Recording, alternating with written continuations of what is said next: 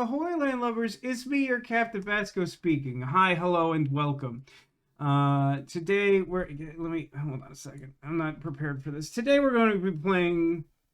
Why would I hit the button for the thing I'm already on? Today we're going to be playing the Complex. For some reason when I started up the stream, it was lagging, but I think it's going to be fine. It's an FMV game, and all the videos should be pre-rendered.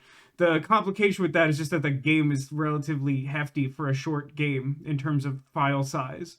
But I think that'll be okay. Let's find out together. It's so the Complex. It truly is. It really is the Complex.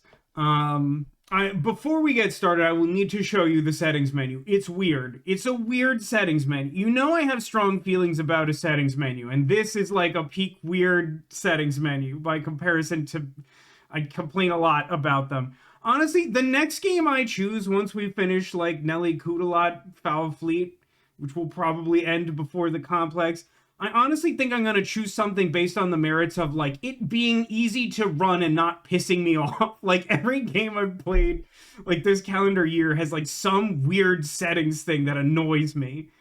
To start the stream today, I have decided that I'm going to share with you. So, yesterday, during the Nelly Kutalot Foul Fleet stream, Zacula at one point mentioned that one guest at the hotel that he works at gave him a free burger, and I just sort of casually asked how that went, hoping that they would just sort of be like, it was great. And apparently it went badly enough that Zacula had to take the day off work because he wasn't feeling well.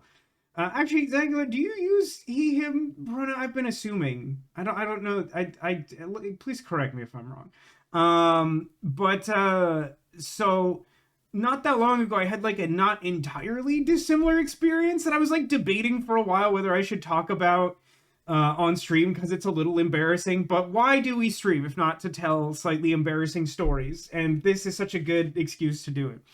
So not that long ago, I don't think I talked a ton about it, but I do think I mentioned it on stream that all of y'all live in places that aren't Florida, and as a result you got hit with a big blizzard that covered the entire country other than California and Florida all at the same time. Living in Florida, what was it, 2 weeks after that happened, we got hit with an intense weekend of frost, which Florida isn't prepared for. I had a whole conversation with my mom today, at lunch, being so what do you think is gonna happen with all the foliage around here that clearly didn't like it when it got really, really cold?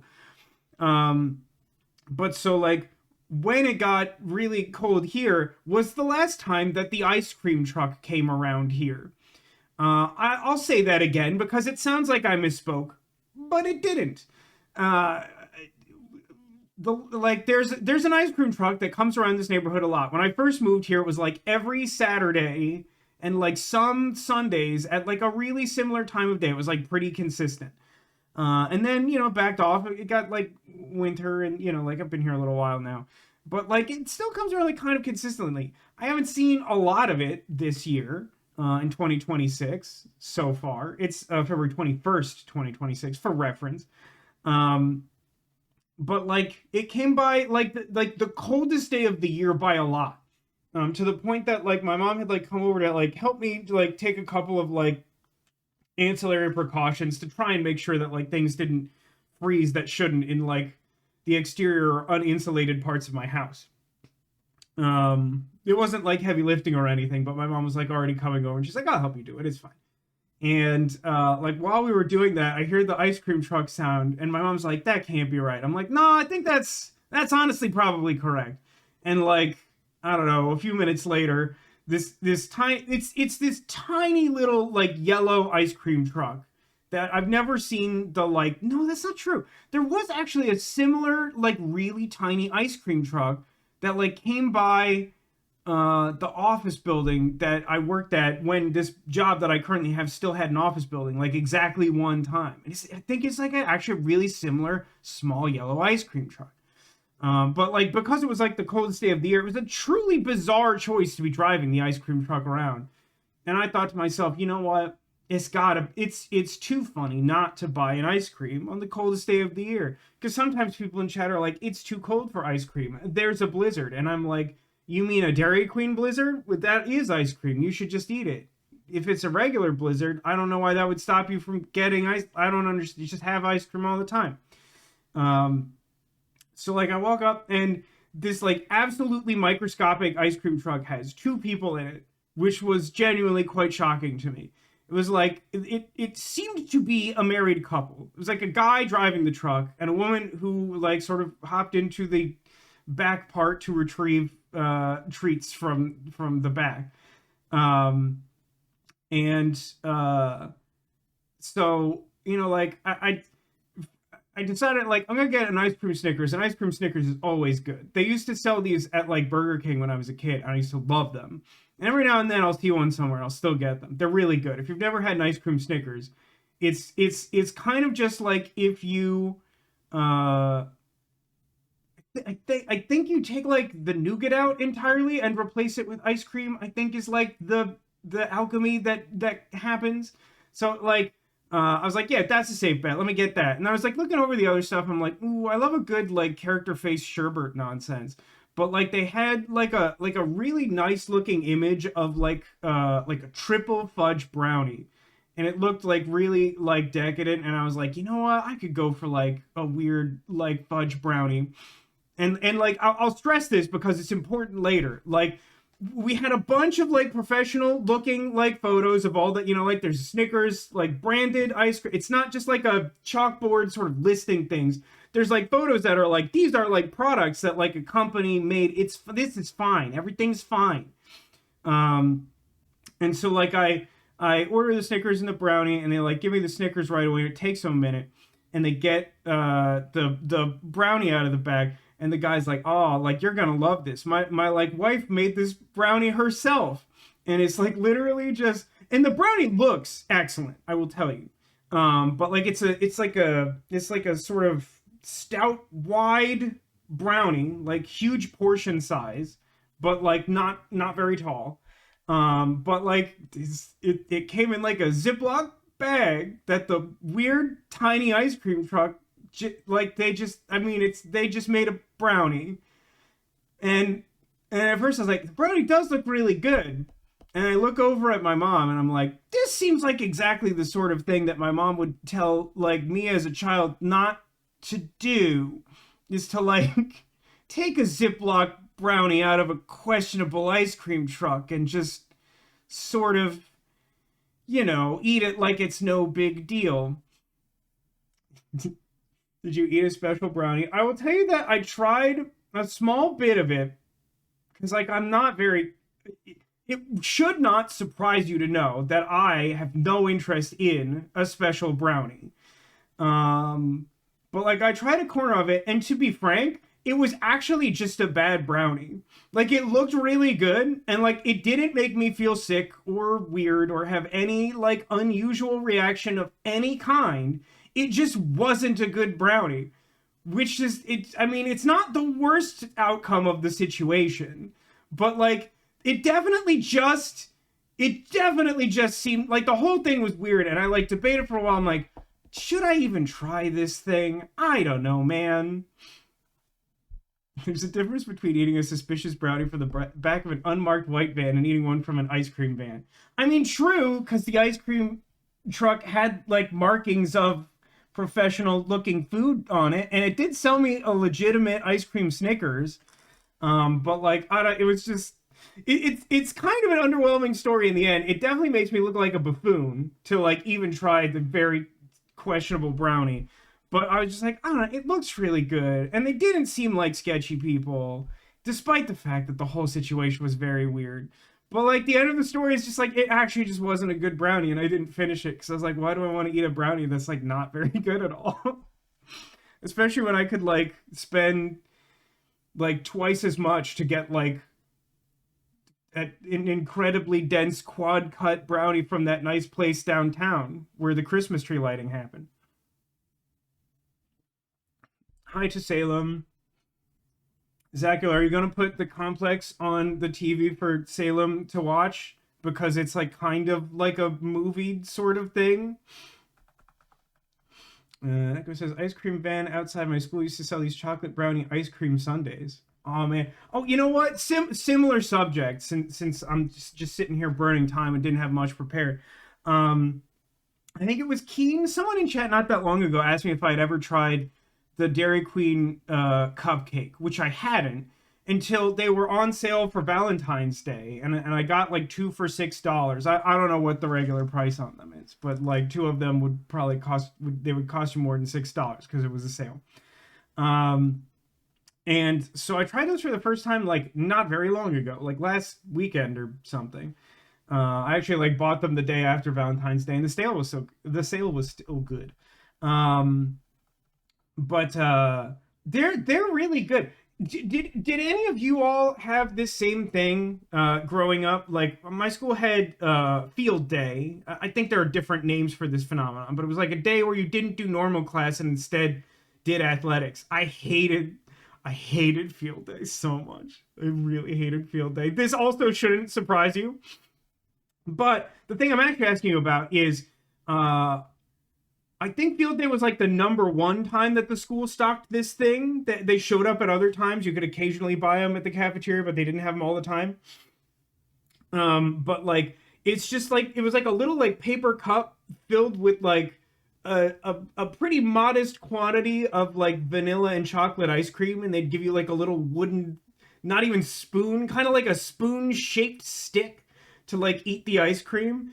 And like it was always like way better than it should have been. Like clearly they're like super cheap ice cream like sold at volume, but like there's something about that was like really good, man. I don't know. Sarah regrettably confirms that field day still happens. Do they at least have the weird split ice cream cup? Okay, Zach knows what I'm talking about. I brought this up to my mom because I was like, oh, I tried the cupcake and it's very similar to this. It's like a larger quantity. It's like a modest to moderate adult serving size of like the same experience. Because the Dairy Queen ice cream cupcake is to a Dairy Queen ice cream cake what a cupcake is to like a sheet cake, which is like, you know, a standard ice cream cake is sort of like vanilla ice cream, layer of like crunchy cookie stuff with like weird chocolate adhesive goo, and then like chocolate ice cream on the bottom. And that's basically what you get out of the Dairy Queen ice cream cupcake, except like all of that is there in roughly similar proportions. You get like a little bit more vanilla than chocolate for reasons that are unclear to me. But they also put like a little bit of like cupcake frosting on top. Well, I say a little bit. When you look at the promotional images, they put an insane amount on top, as if it was an actual cupcake. And having tried a couple of them with like a pretty small quantity of the frosting on top, I'm here to tell you that I think the local Dairy Queen's making the right call. Because as much as I like straight frosting, like I think the little bit gives you a little bit of like some accent flavor and texture to the ice cream cupcake. But if you just covered that whole sucker in frosting, that just feels like a nightmare. Wait, Catan says, never heard of field day. Am familiar with the awful stick spoon. What a strange combination. So, like, what did you, under some other circumstance, have the weird half and half like ice cream cup, or did you get the weird stick spoon with some other thing? Sarah says, most likely teachers bought those ice creams. I know where to buy them and have done so before. Wait, Sarah, where do they come from? Where do you buy the cups? I always figured the school did it just because like it seemed like something you would buy in bulk because it was like never a brand I recognized.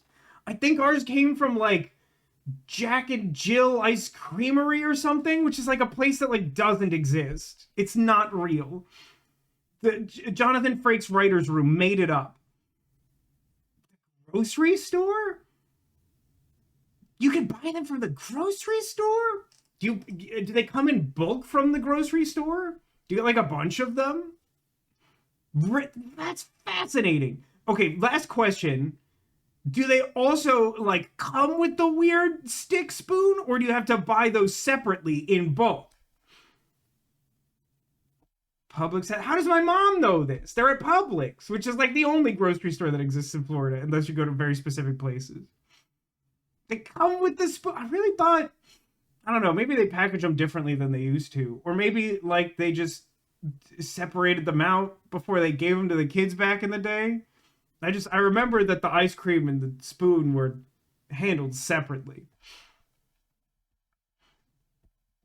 Huge cheap always at birthday. I'm glad everyone knows what this is. Okay, but now that we're talking about this, how do we collectively feel about the little ice cream cup? Because like I feel like I could still go for one of those. Now I kind of want to like buy like a 36 pack of them that I'll never go through, which I shouldn't do. Sarah loves them. Good, love that energy, especially from a teacher. I feel like that's good. Eat the leftovers from school. That's great. Ice cream is a great thing to have leftovers of. Fun story that tells you what a weird, sad life that I lead. My mom sent me home with a slice of ice cream cake from Thanksgiving. It's still in my freezer. But I mean, it's ice cream cake, so it's fine. It's even in a little Tupperware. Okay. Zaga says, never actually had the ice cream. I did not like ice cream when I was a kid. You know, so wait, hang on. My mom can help me with this. I know my niece has had some interesting like food preferences. And I say that not to try and call her out, but like they're unexpected. Like when she was really young, she like didn't like fries at all. I think that's changed a little bit, but she still doesn't love like French fries. I want to say that when she like first tried ice cream, she didn't like it at all. But then what we've learned is that she only likes straight chocolate ice cream. And so help you God, if you put anything in the ice cream or like do anything to the ice cream that's not just straight chocolate ice cream, it's like a moral affront to her. Don't eat the old one. Why would I not? It's ice cream cake. It's ice cream in the freezer. It lives where it's supposed to live. Also, my like weird, extremely soft like Lent goal for the year is to like go through all of the treats I have before getting new treats. Which because I got a lot of like Christmas candy and I have a really bad habit of just like letting it sit in the fridge because it gets warm enough here that like it can sometimes like melt on a counter. I just, well, that was worse in California when I lived in the blast furnace, but like it mostly lives in my fridge and that's fine. But like oh, Emma still hates fries. Okay. She does love. I mean, let me tell you. I have to tell you the fun story about how we learned how like the rules of my niece's preference for ice cream, and like what a colossal waste of time. Stop me if you've heard this one, which you haven't. But what I mean by that is, stop me if you don't want to hear a funny story about my niece and ice cream. Well, I'm just gonna like a bunch of chat is happening. It makes me feel like I'm ignoring you, but I'm not. I'm really not. I promise. I'm on the television. Hi, Salem. If you're in the room, hello. Um, Mystery said, saw something that Publix is one of the most expensive grocery stores. Yes, my understanding is that is true. And the way that I'll demonstrate that to you extremely anecdotally is that I moved to Florida from California. California has an extremely high cost of living. When we came to the grocery stores here, I just sort of had like a natural subconscious expectation that things would be cheaper. Them's California prices at the Publix.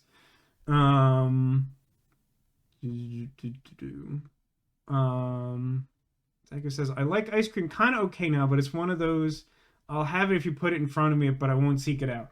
Is that why you don't live at a Dairy Queen like I do? Okay, okay, here's the story time now. I've caught up with chat, I think. If I miss anything important, say it again when I'm done with this story, because I have a tendency to get going and the momentum just carries me. So, it was, when did this happen? This was like the Christmas before last.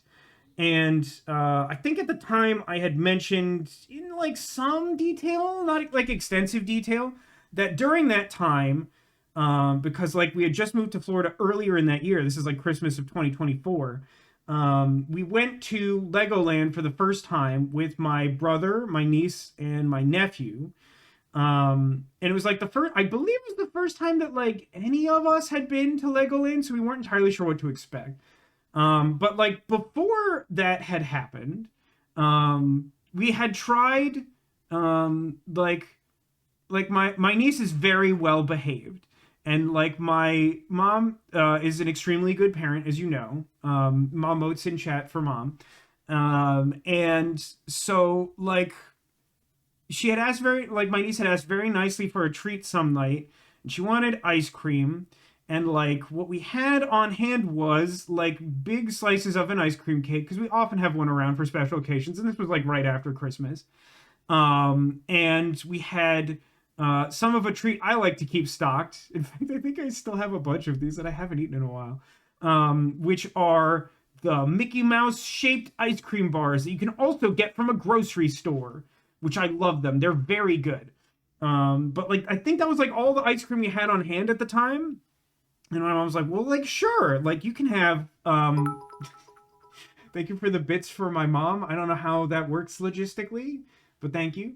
But so, I was like, well, you can, you can have one of these ice cream bars. I think this cake is a little big. We had some issues once in the past where we tried to cut a big piece of ice cream cake in half so it was like kid sized, and she had like a very understandable kid tantrum over the fact that we like cut the cake that she absolutely would not have been able to finish, and she would have died if she tried.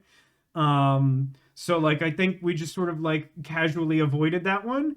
And then so my mom was like, well, how about like this Mickey Mouse ice cream bar? And if you haven't had one of these, the way these work is they have like a wood popsicle stick. On that is like vanilla ice cream in the shape of Mickey Mouse's head. And then on top of that ice cream is like a milk chocolate shell. And that's like basically, maybe it's dark. Actually, I think it is dark chocolate, but it's like it's a nice dark chocolate that's not extremely bitter. It's good. It's a good thing. I like it a lot. But so basically it's vanilla ice cream with like a little bit of chocolate on the outside. So my niece, we're looking after my niece and my nephew. We're talking to my brother, and like his wife was there for this. She didn't come to the park later, which is part of the story. But like, so like there's kind of conversation sort of flies every which way when you got like multiple kids and parents who aren't necessarily around people all the time and stuff like that. And so like a little bit of time passes, and then we reach a point where like I feel like it was my mom who noticed first that like my niece is like standing there, and what she's done is she's like surgically extracted each bit of chocolate from the outside of this ice cream bar and eaten all of the chocolate. And now what she's doing is holding the wooden popsicle stick with vanilla ice cream that's just slowly melting, and she's not eating it. And like after, like my mom sort of notices like the tail end of like the chocolate extraction process. And then like I sort of notice her noticing it, and then we like watch her for a minute, and then I think my mom just goes over and says like, hey, are you done with this? And she's like, yes, I am. And we were like confused about this at the time. We're like, what? Well, she said she wanted ice cream, and then all she ate was like the chocolate outside. And then within a few days of that, I don't think it was necessarily the next day, but it wasn't that long afterwards. We take this like spontaneous day trip over to Legoland, and like we do Lego things. We wait in lines for a long time. I forget how much of this I told back in the day when we moved here. Like there was an experience where like all of us like waited in line to like ride this like really basic like Lego safari ride where you just like sit in a car that looks like it's made of Lego, and you like go around a track where like you see like a lion made out of Lego, and then like a giraffe made out of Lego, and then you kind of go back to start. And the scale's not very big. It's for very young kids, but hey, we had two very young kids with us at the time. But like the lines were long. The rides aren't really like meant to like load large quantities of people, and this holds true basically everywhere in the park. Legoland is kind of a logistical nightmare. We could talk about that another time if you want. But like, so like we waited like over like 45 minutes, the whole group of us. to like get to the front of the line. And so like my mom went with one of the kids, my brother went with one of the kids, and then it's like me and my dad at the back of our group.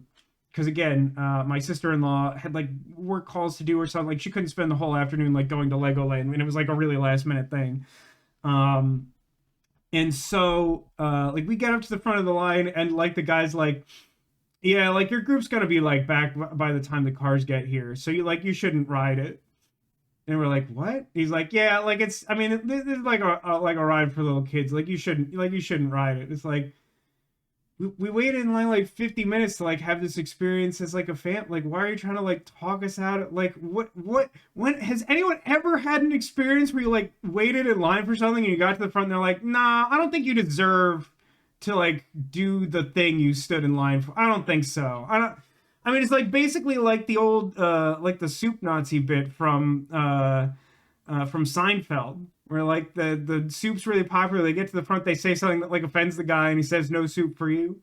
It felt like that's kind of like what happened, except we didn't do anything to piss this guy off, other than like exist, and his job is clearly thankless. Um, 5 hours of waiting in line for Game of Thrones the exhibition. That's rough, mystery. Wait, and are you saying that after 5 hours you didn't get in? That sucks. That's terrible. That's definitely worse than my bad Legoland story. Yikes, forever. Neko says, I'm British, so sort of. I've joined queues to nowhere many times because they're there.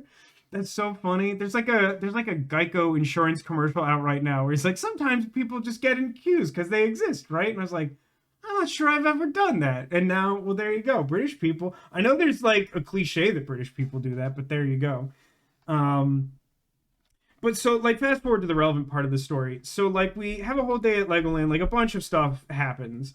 And then like as we're leaving, we're at like a theme park, and like it's been a long day and the kids have been like pretty well behaved. It wasn't like completely without incident, but like pretty good behavior, I would say. And like as we're leaving the park, my niece is sort of like, oh, I'd really like some ice cream. And like so my brother like goes, there's like this ice cream, this little like ice cream parlor kind of place like on the way out, and there's like a line, and they have like a cookies and cream like little ice cream tub, like a pre-made thing. It's like a Hershey's ice cream place. And then there's like some sort of like it was like chocolate soft serve that like honestly didn't look very appealing. It had the appearance of cartoon poop, which doesn't mean that it's like not good, but like I mean she's like a god, how old was she at the time? She was like 7, I guess, something like 7. So she's like a 7-year-old girl, and then like like the soft serve comes out looking like poop, and it's like yeah, that's a bit of a tough sell. And so like she she got like the soft serve, and she was just like no, I don't think so. And I was like here for this whole like thing. I was like with my brother and the kids, and like the parents were like sitting because it had been a long day and we were at the tail end of it. And also it was a really small building, and we shouldn't all have been inside at the same point, but I was trying to just help make sure that there was an equal number of adults to children in case something weird happened.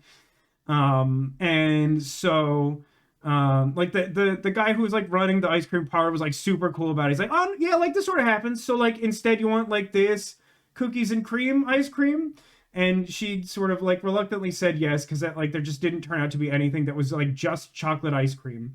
And she like tried it, and it was like full tantrum mode. It was just not what she wanted. Like she was just like super sad about it. And like honest to God, I get it. I mean, like you saw my like emotional reaction to getting the little Pokemon Center bag that wouldn't hold my Palossand, which I like really wanted it to do, which I like officially mailed back to return today, incidentally. But like as a grown adult, I'm like, sometimes it's just not the thing you want. You get sad about it. And she's like 7, and I get it.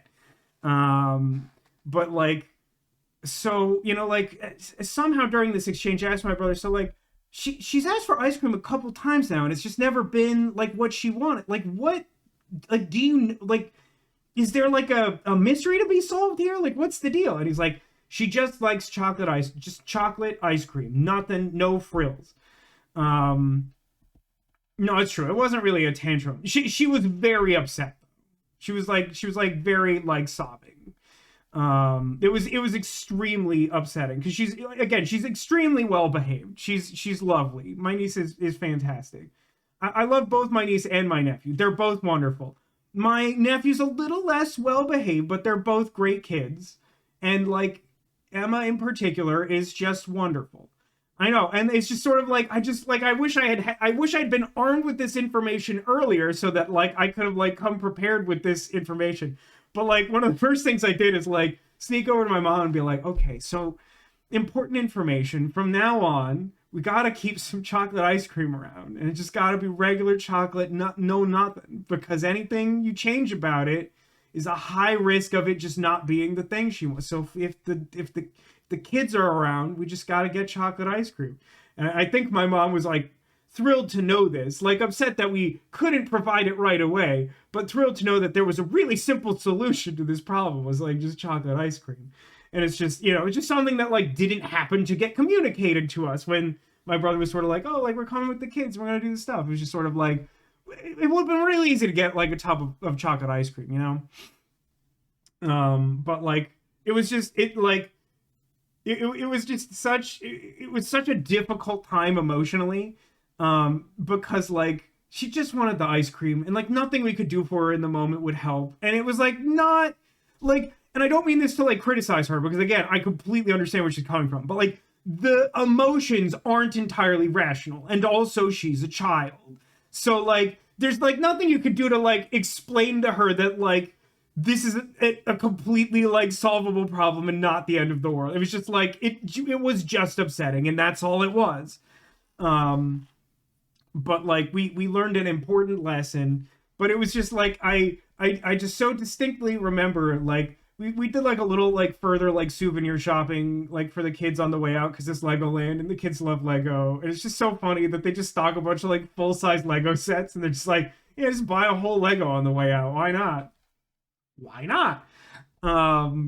But like as like the kids were like running around trying to like settle on like a souvenir Lego set to get, I just remember my brother like eating this ice cream and like being like really disappointed about it. And it was just like he tried to do this nice thing for his daughter, and now he's eating this ice cream that he clearly himself is not thrilled with, and he spent the money on it, and kids are very expensive, and it was just like I just like really like resonated with like all of his emotions, and I was just like, I'm really sorry that this is like happening. Like this is because like there are no villains in this story, right? Like it's the kind of story that you find in like children's media where it's like there's like an emotional lesson here, and it's like super relatable, but like no one did anything wrong. So like I don't know, it's a fun story, and I definitely don't say this to disparage anyone, because again I think there are none villains, and it's like it's a really bittersweet story, but like it's family lore now. It says my grandmother used to make homemade chocolate ice cream. That is incredible. Echo says, I've also been disappointed in cookie ice cream being the only option. My heart set on chocolate. I mean, that specific thing is hard for me to relate to, because like I prefer cookie over most types of ice cream, to be entirely honest. Demolition asked, do or did you have any peculiarities in your diet? That's the most facetious question I've ever heard in my entire life, Demolition. Have you not heard, like, when I talk about food, like, I'm never talking about a real thing an adult should be eating. I literally described to you my trip to, like, an ice cream truck on a frozen day, and then buying, like, 2-for-1 cupcake ice cream cupcakes for me to eat by myself in my house. Everything I do is a dietary anomaly.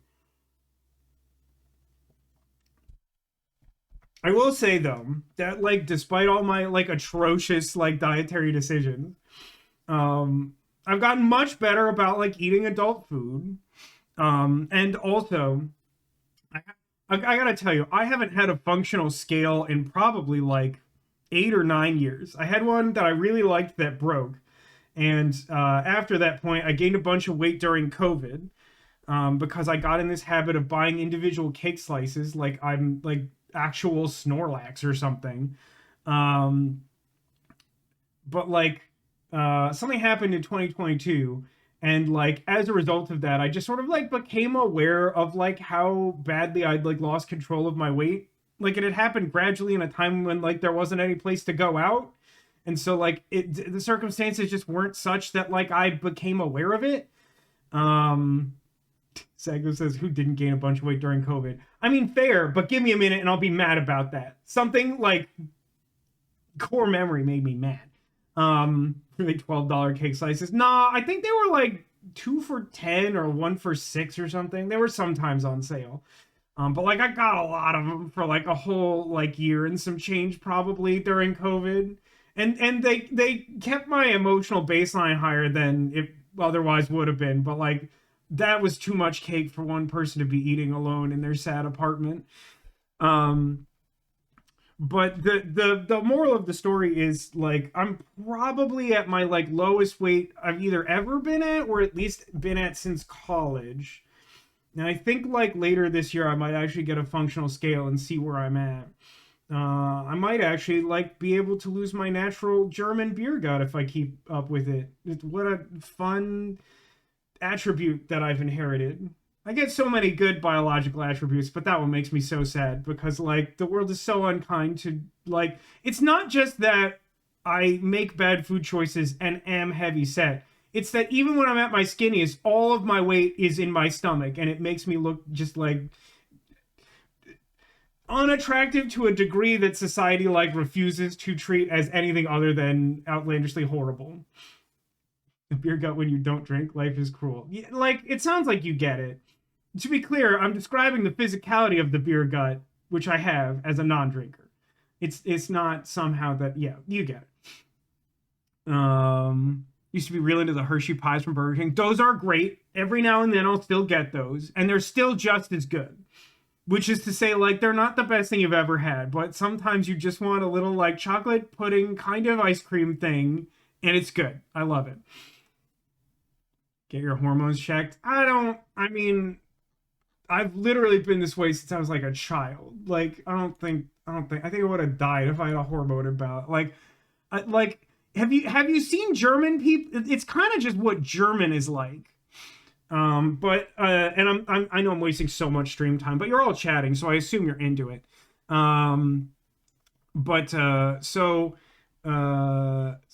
had said, who didn't gain a bunch of weight during COVID?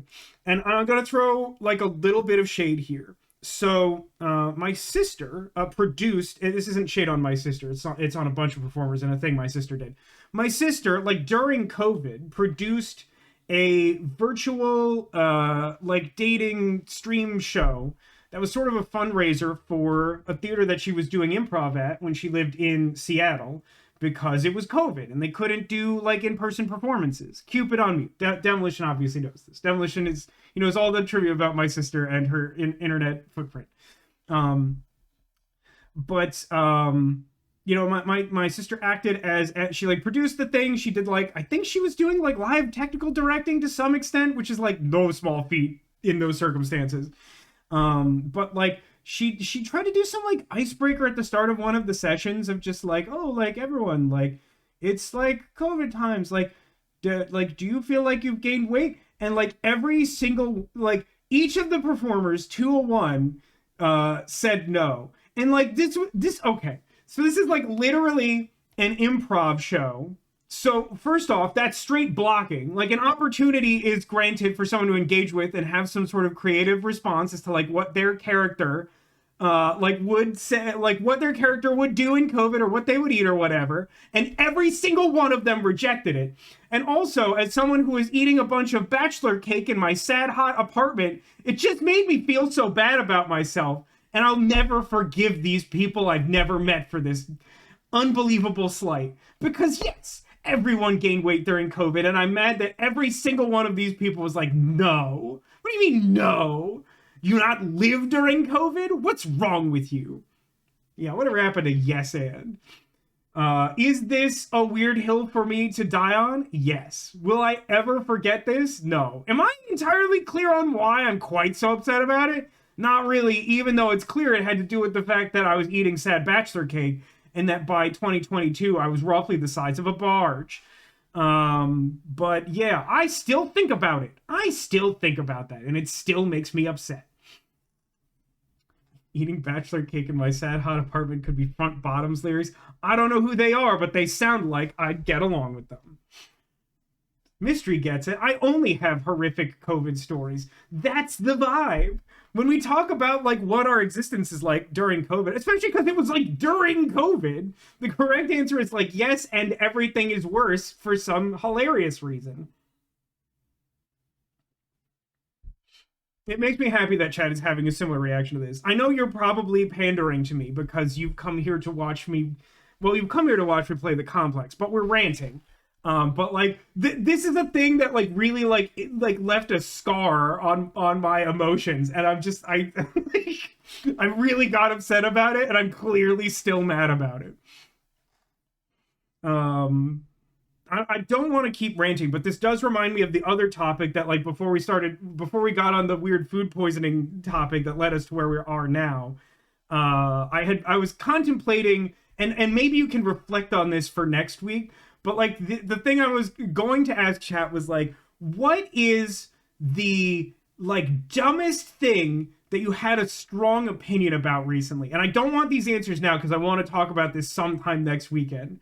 But like there's something like in my like vague orbit that for some reason I'm like this completely basic and normal fact shouldn't be true. And the fact that it is somehow upsets me to an unreasonable degree. So think about it, and we'll get back to that. Anything else that anyone wants to say about food poisoning, ice cream, Legoland, or COVID before we move on?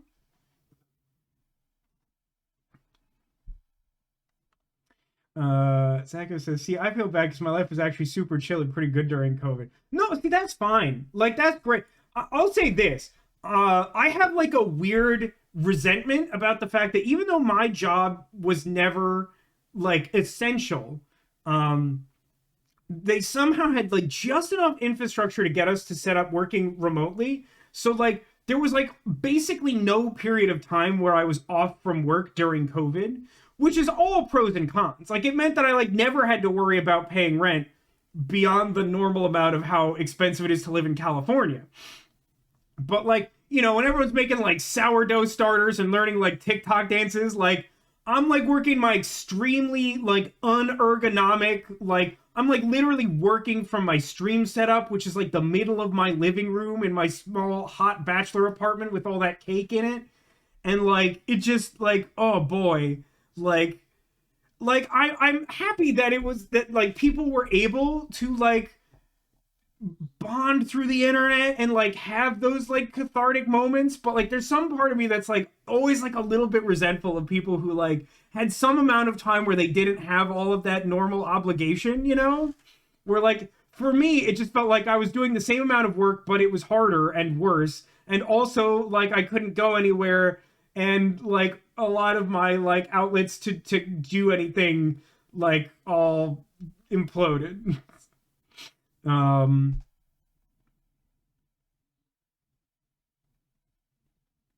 Like I says, my last thing to say on food is I currently probably have food poisoning and now eating Thai food, so my decisions may be questionable. I ate part of a brownie from an ice cream truck.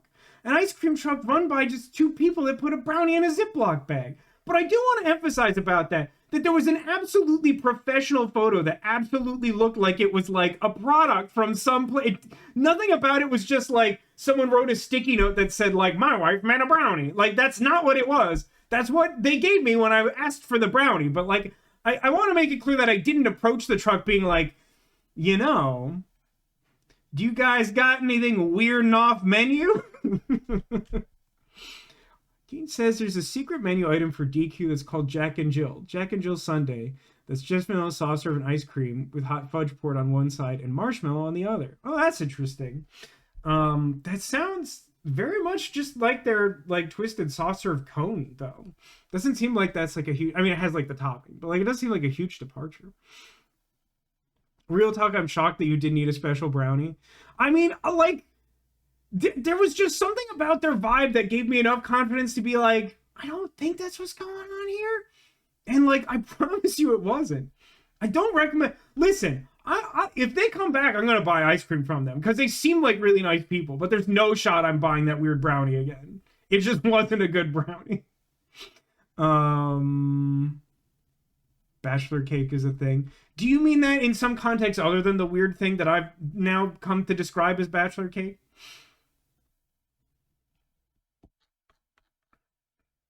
Okay, it's 9:51 p.m. Eastern time. Do you know where your Vasco is? Trick question. He's in the settings menu. We're gonna play the complex for some amount of time. Don't worry about it. So here's a few things. First, there's only one volume setting. There's just the one. Even Nelly Kutalot Foulfleet had two. They're not great, but there's two of them. There's just the one. Now, this game is a bunch of produced video that was basically shot like a movie.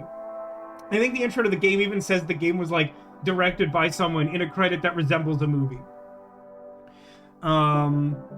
Subtitles on. Subtitle size, I'm gonna say large. Which way makes this go large? They seem usable, but, like, honestly, I feel like I always want large subtitles on stream, right?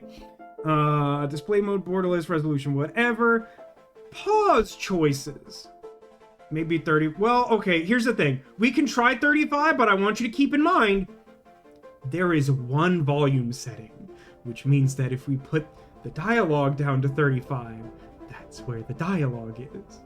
45 seems like it's about where the dialogue wants to be. Also, keep in mind that all video games make their title screen music louder than everything else.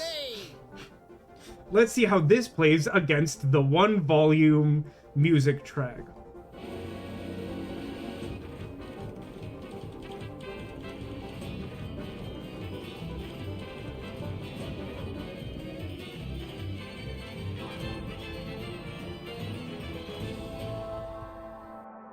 It's the long one again. Zach is on a roll. Maybe go with 40. I mean, here's the thing. I'm happy to keep trying to adjust it, but I want you to know that you will most likely not be happy with any individual setting we choose. But here's the thing. So pause choices. I am going to leave this decision entirely up to chat. Because you know me, like pause choices, I'm pretty sure is basically like there's not a timer on choices. And I don't know that all the choices in this game have timers, but if you want to see me stress and occasionally get mad about the fact that, like, I didn't feel like I was able to make an informed decision, we will leave pause choices off. If you want to, like, be able to weigh in on the choices more readily, maybe we turn it on. I'm fine either way. Like, I'd probably consciously prefer pause choices on, but, like, also, I'm familiar with this type of game, and also, for the content, I'm fine with that amount of suffering. Go to 43. You can't do that either. Only increments of 5. Should I do short polls? I don't know. I feel like this can be informal. I don't know that we're gonna get that much feedback on it. I'll tell you what. I'm gonna leave pause choices off. I'm pretty sure this can be changed mid-game. Pause choices seems more conducive to streaming. In a way it is, but also the thing that chat wants may be suffering. I'm gonna get off of the loud music screen. We're gonna leave the volume at 40. We're gonna leave. You can continue to weigh in on whether you want pause choices, because I'm pretty sure we can fix that after the fact. But let's start playing the complex. You're exactly on time, Ditto. Can you believe it? If you wanted to only see the complex and not hear me talk about ice cream for like 50 minutes, you're right on time. Yeah, clear the other one. That was just to try and get a sense of what the audio was like. So what I want is okay, right? Yeah. Also, I don't know what corner of the screen to be in. Wales Interactive presents, in association with Brockway Pictures something and Fields Park. Is that just a place? A Red and Black Films and Little Jade production. A film by Paul Rashid. There you go, a film by Paul Rashid. That's the credit I remembered.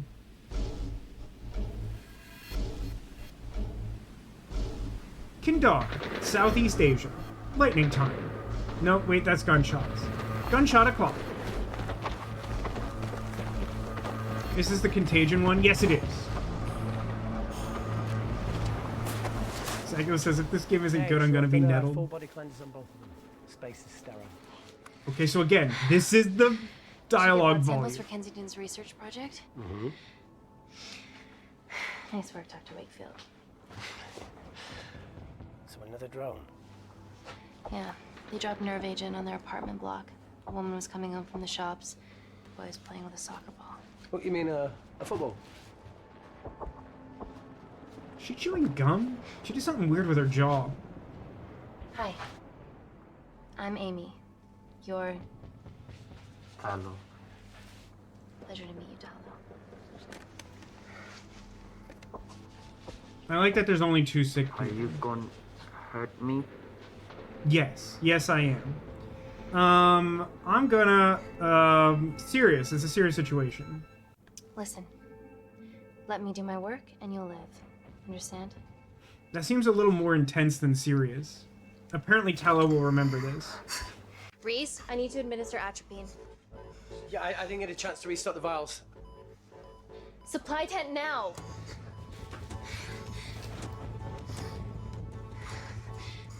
It's okay. Tell him, it's okay. Atropine injections worked on everyone. Yeah, that didn't seem like enough choice time. But like, you all decide. You choose. You're alright. You're alright. What's your name? Yes. Dima. Oh, okay. She's doing well enough that she can tell us her name. Here. The Supreme Leader ordered this attack. We're here to help you. He's trying to kill us. Both of us will stand against him. Why is everyone like fully naked in this tent? Will this chemical ruin my life?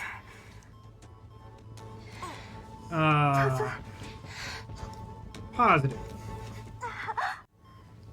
We're treating you early, so you've got a great chance of survival. I listen to liars every day. You are not a good one.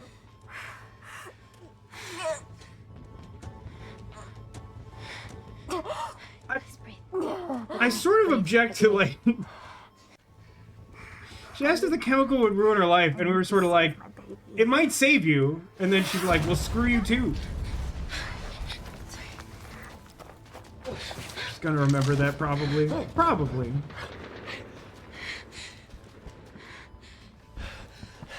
You don't wear clothes in tents, silly Vasco.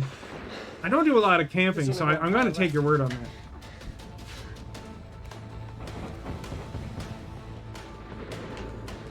Is it possible the vial has 2 doses? Make a decision. I'm gonna save Dima because she's a mother. It's kind of like it's like a 2-for-1 deal on life saving. That is a big syringe. You're not wrong. Dima, give me your arm. Dima, please. You have to trust me. Okay, this will save you and your baby. You are with the Supreme Leader. You want to kill my baby?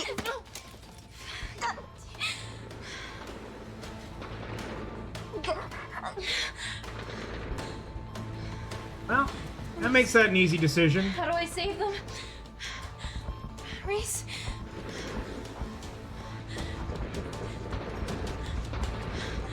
Is this a cranky personality virus? I think it is. I think that's the contagion. Wouldn't that be an interesting commentary on the world today? I'd play that game. Demolition pointed out that this game is on sale for like extremely cheap. Yep, that's why we're playing it. I think it was Keen who felt like we missed out on this for Giftmas and was like, it's on super sale. And I was like, well, if it's on super sale. I'm Dr. Amy Tennant, and I'm here on behalf of the visionary Natalie Kensington to inform you how your investments have made that possible. Firstly, we've been using your She is out of sync. for greater good. The Kensington Corporation's relationship with Kindar has flourished since the resolution of its civil war. Now she's Our insane. teams have been working on development projects with some of the country's top scientists. Natalie has even developed an internship program for some of the country's brightest young minds. These honestly In don't fact, seem like some of giant our Kindarian subtitles. interns are here with us today. Oh, wee. Is Kindar still a totalitarian state? Human rights violations and all that shit? I'm gonna try. Okay. Okay, interesting. So apparently I can sort of pause the timer by hitting escape, but I do have access to the menu. There has been no point where game. So because this is so, as opposed to something like Until Dawn or the Dark Pictures anthology, where there's points where you're like meandering around and you could sort of talk to chat or whatever. I think because this is a like full motion video narrative game, if I don't turn on pause choices, I don't think there's a point where like we could talk without me just escaping the game. So what are thoughts? I don't know that I got a full sense of what people were feeling about that. It's a little intense for it to just be like full constant forward motion, but the guides have 9 and 2 times. What are you looking at? 100% this game you have to play it 11 times. You know what? That sounds true. Sure. Didn't realize she was in this game. Well, everyone seems to know this person. Should I know this person? Okay, everyone seems to like pause choices. Okay, let's turn on pause choices. I will say that I agree with Zach. I saw Zacula at least make the comment of, that's not a lot of time to make these decisions. And like, I don't even feel like the decisions we've made so far are like meant to be like extremely intense. Like, it was supposed to be a moral quandary for sure. But like, I mean, we warped right out of that war zone. I don't know that that's like permanent in the same way I would expect one that's supposed to be like, I don't know, like a really like a character killing choice in one of those games or whatever. Setting up of the world feels rushed. I mean, like just like the pace of it. Like, I get that the previous scene was supposed to be like pretty intense, but like I feel like this scene in the boardroom has like a similar amount of momentum and intensity that feels excessive for where we're at now. I feel like, you know, oftentimes when you're writing a movie or like a similar like structured writing, like you start with some kind of action and then you ease into world building and like take your time with that. Like, you want to get people hooked on like, oh my god, like she's making life and death decisions and she's like in a war zone, like, oh my god. But like now we're just like in a boardroom and it's like, I'm here to tell you that you should give money to Champagne Corp to do bio good. And like, it's not the same intensity of like, I have one syringe and someone's gonna die. Like, it's not the same thing. Is it that much of a moral quandary? Like, it seems like you should always choose the pregnant woman. Like, it feels like it to me in a way that's like maybe not fair, but like I'm inclined to say yeah. Is the woman presenting the doctor lady from the previous scene? Yes. Wouldn't save the mother if she's gonna smash the syringe. Okay, yeah, but like that's hindsight. Which is also, Ego says, I would have saved Tallow. She earlier mentioned that like Tallow, we promised Tallow that he'd be okay, but like, it's one of those things where like you make these choices and you don't know in advance what kind of thing your character is gonna say, and it's like, well, you shouldn't be committing to.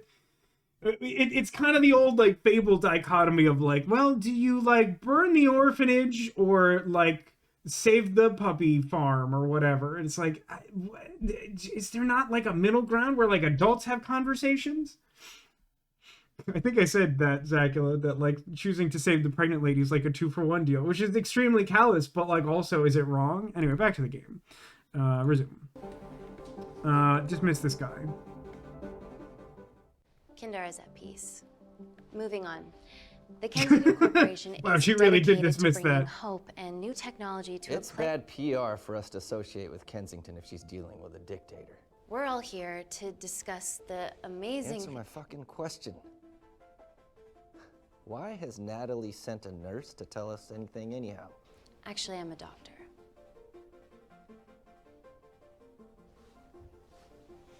You know who I am, right? I don't care. To leave the boardroom, please, sir? Why is this guy at the head of the table if he could be kicked out of the room? Also, why is he like extremely drunk? He's not just belligerent, he's like Always clearly at drunk. risk serving free champagne.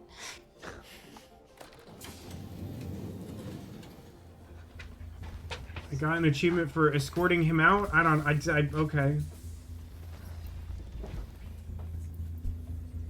That seems fine. That seems okay. He's drunk off like 3 sips of champagne. As someone who doesn't drink, I just assume that's accurate. Is that not? Is there something wrong about that? The Kensington complex. Meanwhile, in a separate movie.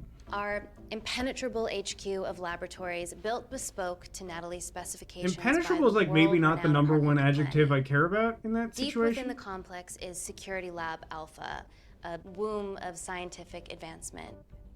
There, we have something remarkable in development.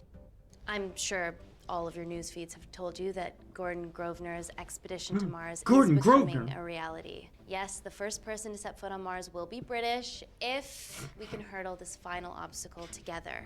Okay, no shade. Does the UK actually have a space program? Like, I legitimately don't know this. I kind of assume not. Like, I don't feel like I've ever heard anything about it. But, like, is that, like, even real at all? Like, I know that, like, for some reason, a lot of the modern-day FMV games are made in the UK, which is fascinating to me in so many ways. But, like, that's an interesting pull. Anyway. Oh, it's that other movie I was watching. Sorry, I gotta keep the stream to one monitor. Hey. Are you okay? Yeah, rough night. Don't do drugs, Kay. All right. We can't Understandable. Have a nice day. 10-ton Mars lander. How do we get around this? 20-ton Mars lander. Easy. Nanocells. Stem cells interwoven with nanotech. Once inside a host, they migrate to the site of injury. There, they regrow bone and generate extra blood to help catalyze the healing process. Tiny magic This doesn't bullets. seem like a solution to transporting a space hospital. It seems like a magical cure-all. What's your problem? Seriously? Like, what do you think her problem is?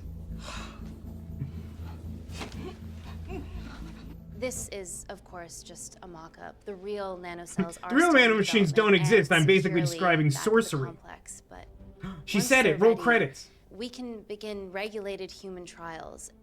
Having treated victims of chemical attacks all over the world, Why are they I not know leaving? that I mean, for nanocells one, can have be you met miracle people? And for two, they don't know that they're in a video game about some sort of, like, contagion outbreak.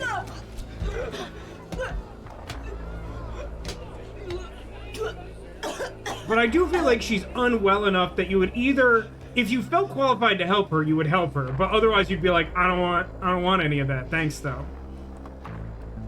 I mean, I think they're still in the station key, and I think they would just get off. It doesn't seem like it's being depicted as moving. Hang on. I have some serious concerns about this. Likewise. Before my employer invests any more capital, she wants some answers. Amy, I really can't wait. Hey, wait a minute. Didn't we... Pause choices is on. What do you think happens when the timer runs out? When pause choices is on? Next car. Yeah, maybe next car. I don't know. Just crowd one up. I mean, at that point, I don't know. It seems a little contagious. Might be on... Oh, it could be on next scene. That's true. I mean...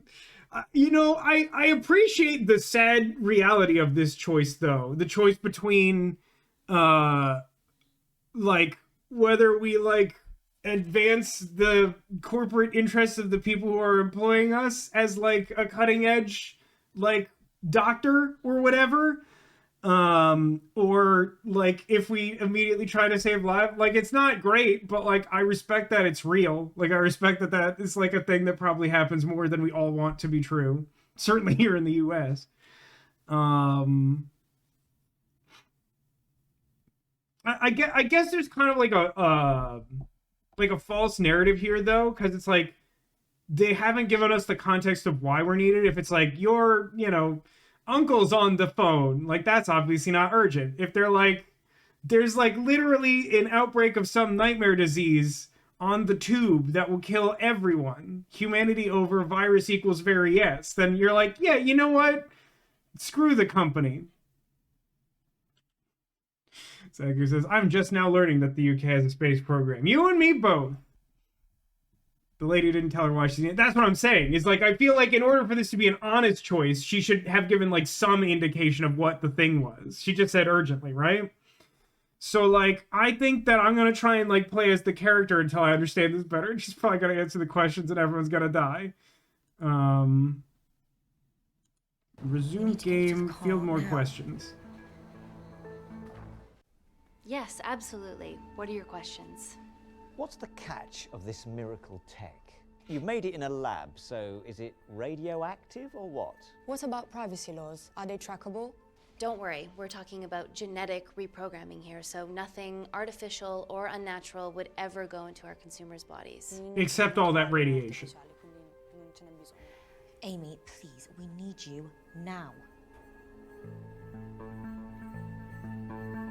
All right, with her insistence, I'll leave. But, like, I have to go, but please stay and enjoy the wonderful hospitality. Let's go, Emily. what I think is really funny about that... The scene. What happened? Yeah, that's not great. What I think is, like, really funny about that, though, is, like, that amount of questions took, like, less than a minute, and they're like, oh my god, like, everything is changed. Pretty sure nanobots are artificial. Agreed. It's already gone viral.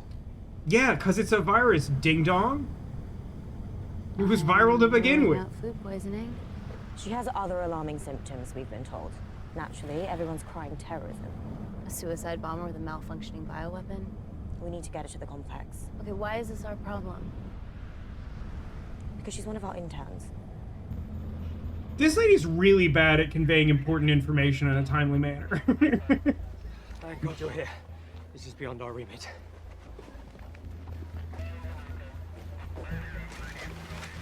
We've put her in a space cryotube that we engineered just for this situation. Complex. And we were waiting on your word before moving her. The word is sandwich. The drone will get her there faster. But it's more dangerous. If it crashes, then whatever's inside her, it gets out into the public. It won't crash, it's Kensington tech. Use the drone, Amy. You know what? Let's see what happens when it times out. Okay. When you put pause choices on, it, like, still gives you the aggressive countdown timer, but it will pause to let you actually choose. The timer is quite aggressive. Like, I respect it. Like, that style of gameplay, as you know, is not my favorite. It's a fairly intense timer for, like, every choice. Like, Telltale games will sometimes make some choices, like, have a longer timer because, like, it feels like they're not as urgent or in the moment. And then, like, when the story ramps up, like, it'll shorten some of the timers. But, like, this game is like, oh, the timers are really short. How would that ugly thing even fit in an ambulance? They have a proprietary ambulance, too. It's all part of the complex. We're not doing a really good job of explaining what the complex is, but it sounds cool, I guess. If you have a timer, it has to be dead easy to read. It's true. I mean, so I want to be clear that, like, I went out of my way to choose, like, the largest subtitle possible. Look at how much screen real estate we get. And how, like, these aren't, like, highly distinguishable text options, right? Like, you could do worse than this, but, like, these are not the easiest things to read. With, like, fractions of a second to, like, read both, comprehend what they could mean, and make a choice, right? Also seems like we have to choose the ambulance. Nah, I don't think so. I'll prove it. Where's the drone for context? I don't think they thought that through. I think maybe we added this feature later. Everyone thinks the drone sounds cool, and frankly, I don't care. Let's go drone. It would be funny if her reasoning was like, the drone sounds pretty sick, right? I almost wanted to just immediately crash. What else do we know about her? Nothing yet. Let's get back to the complex. She literally works for us, and we don't know anything. We don't even know her emergency contact.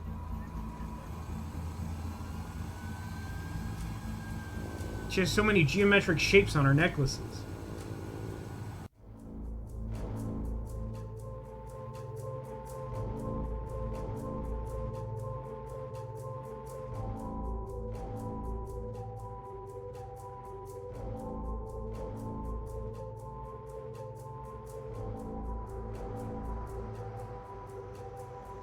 Is it a national holiday? It's really vacant out here. Fair point, Demolition. Helicopter to get somewhere quickly is standard operating procedure. I mean, I guess they just didn't have an actual helicopter handy, so we had the malfunctioning drone or whatever. buddies of our renegade. Well, the prospect of losing a friend in a strange country, I can empathise with that. Today we need all your field experience, Amy. Time to roll back the years. You can say that again. You've got to be kidding me. It's been a while, Dr. Wakefield. You got here fast. Well, there weren't any blood. I got an achievement for nothing. Reese Because Wakefield. that guy showed up in the scene. Hug. Let's walk and talk. I've been watching The West Wing. Let's walk and talk. So, which legend fed the media the anthrax rumour? I need to take this. Was it her? I'm not part of this scene. Leave me out of it. Claire Mahek, she's one of us. Inside job. No, she must be acting alone. Why else would she take the tube? Well, Uber doesn't offer a getaway car service yet, so... Look, if we considered the hysteria might actually be valid. What, terrorism? I highly doubt it. Perceptive as ever. Hey, Amy, look. I promise I didn't know you still worked here. If I did, I would have... Stayed away? Yeah, I'm sure. Look. Why are you skydiving? Or bungee jumping, or whatever it is that you were up to? Because I'm passing through London. I checked my Twitter feed this morning, saw something I could help with. Plus, Kensington wants my expertise again. Well, she already has my expertise. I'm not disputing that, nor am I apologising for the skydiving. Guy's got to live.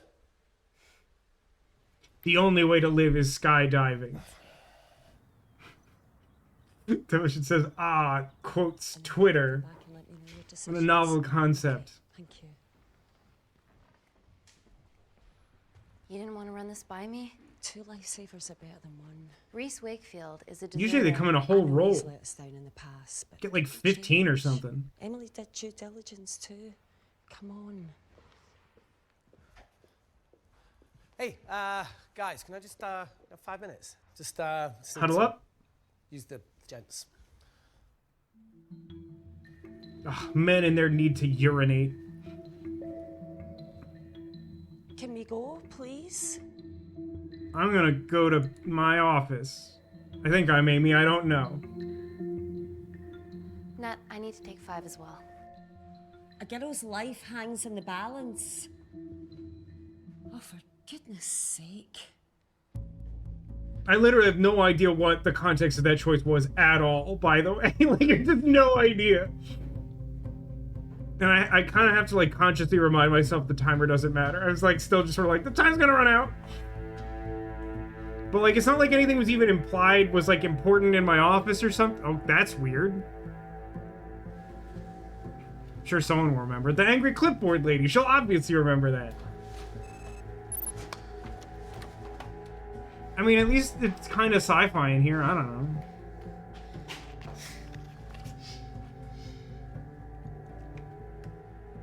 Reese fucking Wakefield.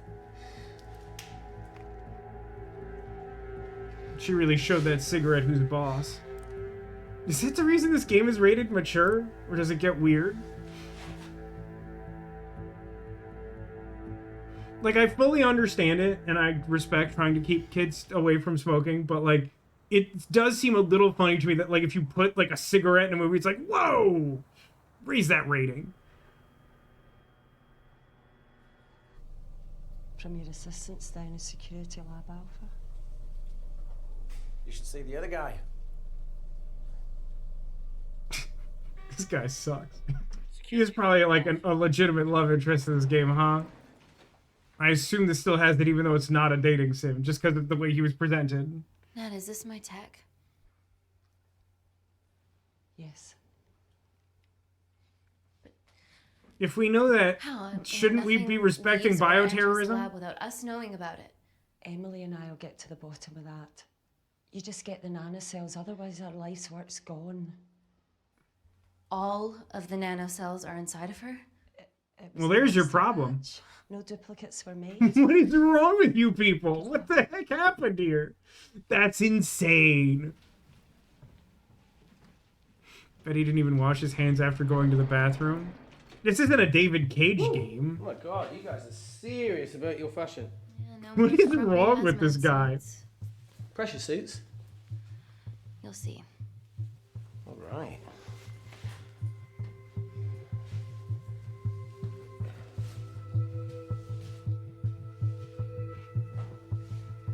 Change in cubicle, change with Reese. Look at that. He's bringing sexy back. You know what I mean? Yeah, I feel like this is a cubicle call. I don't like this guy. I know we seem to have a history, but like, I don't God, we don't need to be doing all that. If we can get this guy dead, we should do so expeditiously. The problem is if he's actually supposed to be like a love interest for the end of this story, then like it's probably really hard to kill him. It's not like the Dark Pictures anthology games where like it's really easy to incidentally kill characters early on. Sometimes you're like, what the heck? I like didn't even know that person was like in this scene and they're dead now. But yeah, to the point earlier, like it does. So like, I think there's a couple things going on here. Like the literal like moment to moment, like if you go by the timer, if you don't put the decision pausing on, like the pace of this game is like breakneck fast.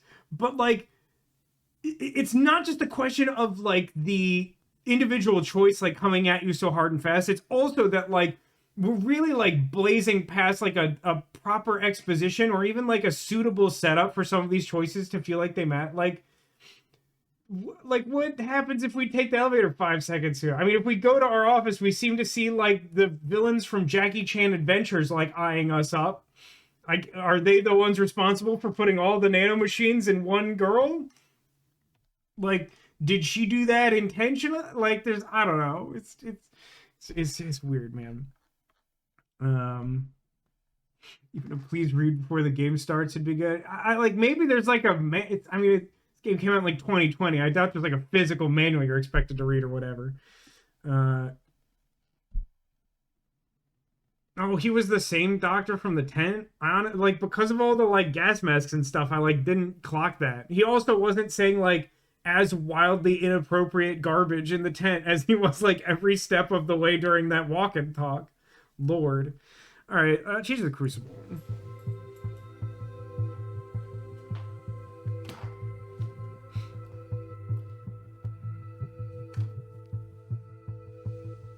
I mean, she left the door open, which is its own kind of weird. Does this feel personal? Claire? Of course. Well, she was in excruciating pain and she stumbled all the way to the tube station. Feels more emotional than just following orders.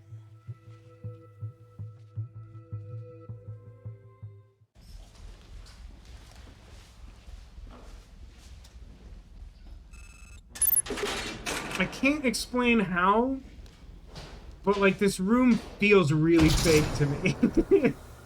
We're going into space. Did they need the bra shots? That's how the game gets sold? I don't know. Was that in the trailer? Vacuum conditions active. Something like that. Echo! This vacuum acts as the last line of defense to prevent microbes from escaping the lab. The lack of air makes it sterile as hell. Well, that's great on a That's such a weird way to describe that.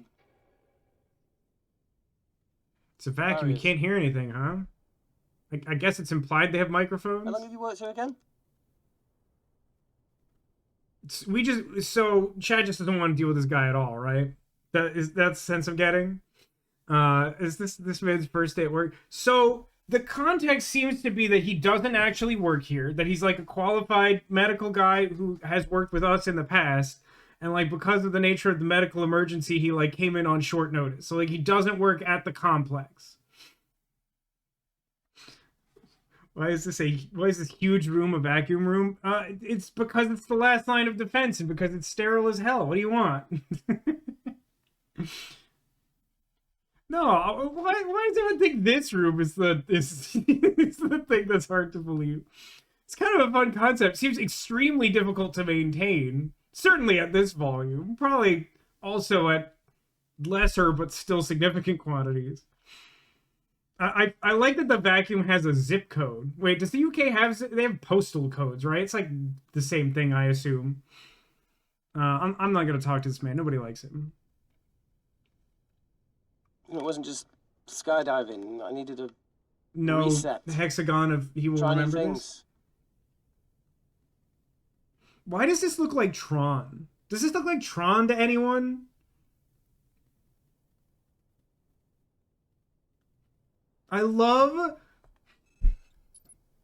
Her sterile suit has a pocket that she can like put her ID that's just like in her normal pocket that's like clearly not sterile. So she's like, we go to all this trouble and we just bring this outside contagion from our pocket. You still smoke? No, I kicked all my bad habits. Vacuum conditions inactive. Okay, I'm glad it looks like Tron to everyone else. It was very Tron in there.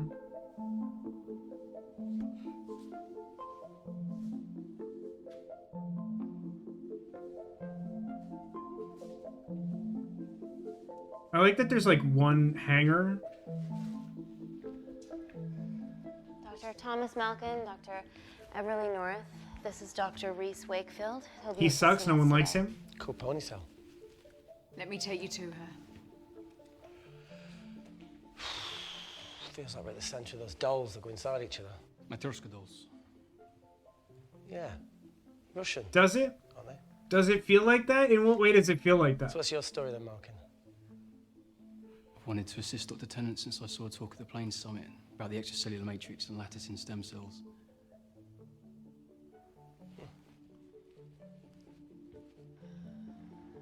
Okay. So I know that this is all very silly, but like they did give us an actual explanation for this. Chet keeps asking why they're not suited up into place.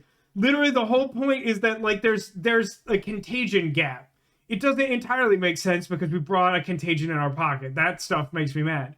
But like the idea is like it's like a last line of defense, I think, both so that people don't like come in this place because they won't breathe or whatever, but like also specifically like this is a highly sensitive medical place, so like if there's just none air out there, then like nothing is getting in. So like you like use the suit to breathe on the way into this place because there's no air, and then you come inside and like you're cleared to go. All this random chatting and no doctor work. Well, it's not that urgent, right?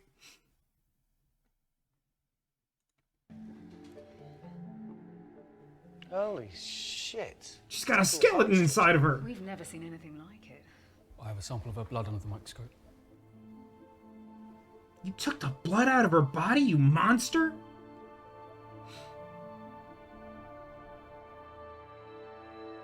Oh no, she's full of liquid hot magma. Guys, this is my tech. The nanocells are inside her. You literally already knew that. But they're unfinished. There's no off switch, so they're just coursing through her body, producing excess bone and blood. But how could she have contracted them? Contracted them? They barely survive for 2 minutes once they're exposed to air, and she didn't have the authorization to access them. Then why are they still moving on that slide?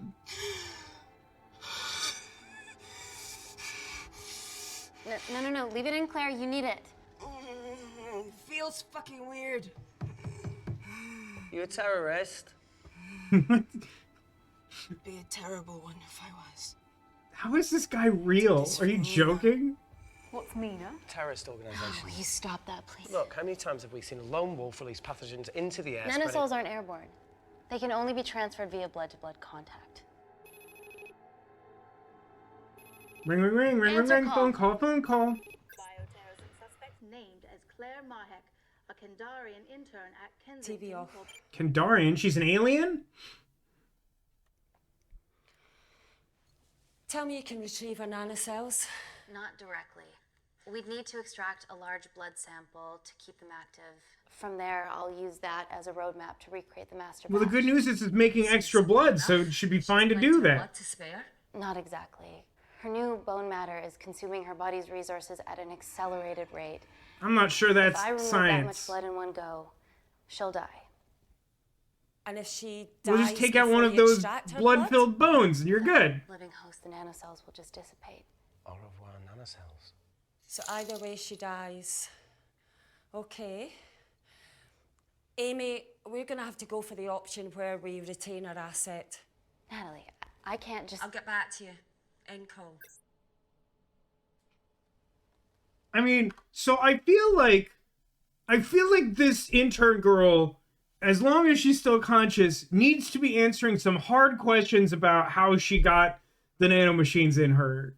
Like, it sounds like it's not really possible for it to be accidental if we're taking them at face value. So like she needs to be able to account for why that's happening. And if that's happening, you know, like I'm not saying that she like deserves to die as a result, but like if she ended up doing something like illegal that had the consequence of like so many bones and blood that she died of it, then like maybe we you know, we take that into consideration with our evaluation of the situation. Hi, Funny Godmother. Welcome. Welcome to the stream. Thank you for the 97-month resub. Is this missed? No, it's got a little bit less piano-based puzzles and a lot more guy who really sucks at human interaction. Absolutely miserable. Thank you. Very relatable. Welcome to my neck of the woods. Oh no, dude, had plague on my plane back from London and I'm sick at home ever since. For one, I'm legitimately sorry that happened to you. And for two, that's extremely similar to the plot of the game that's happening right now. So as much as I would love for you to be here, I'm not entirely sure how much you will like that experience.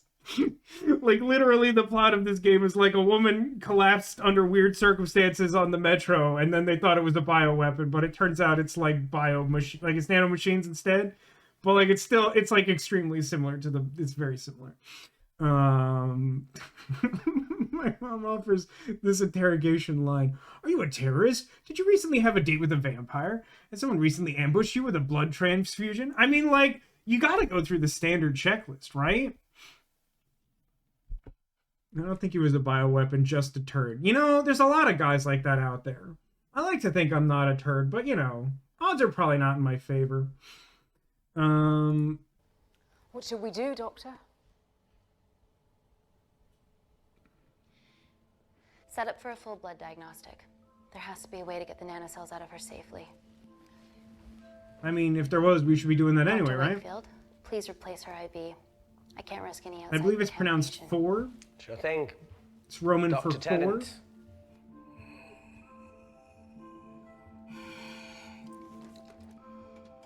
Game happens in London.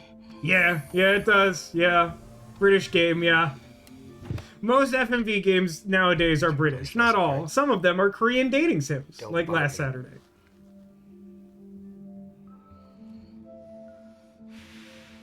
Also, hi, Alcades. Welcome. Whoa. Shit, sorry.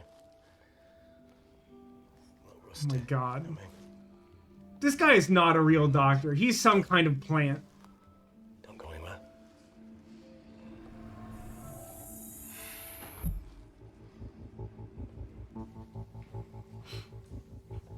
Okay, he says, I was gonna be here on time. Literally 5 minutes before I left, they tried to ask me to stay another hour. Well, the good news about that is I spent literally the first 50 minutes of the stream talking about ice cream. Like, almost all of that was just talking about ice cream, which I know I talk a lot about Dairy Queen, but was actually slightly different, but did include some discussion of what a Dairy Queen ice cream cupcake tastes like, which is good. But you ended up missing surprisingly little content. If you came here for this British FMV game about a contagion incident and not ice cream, like you haven't missed all that much.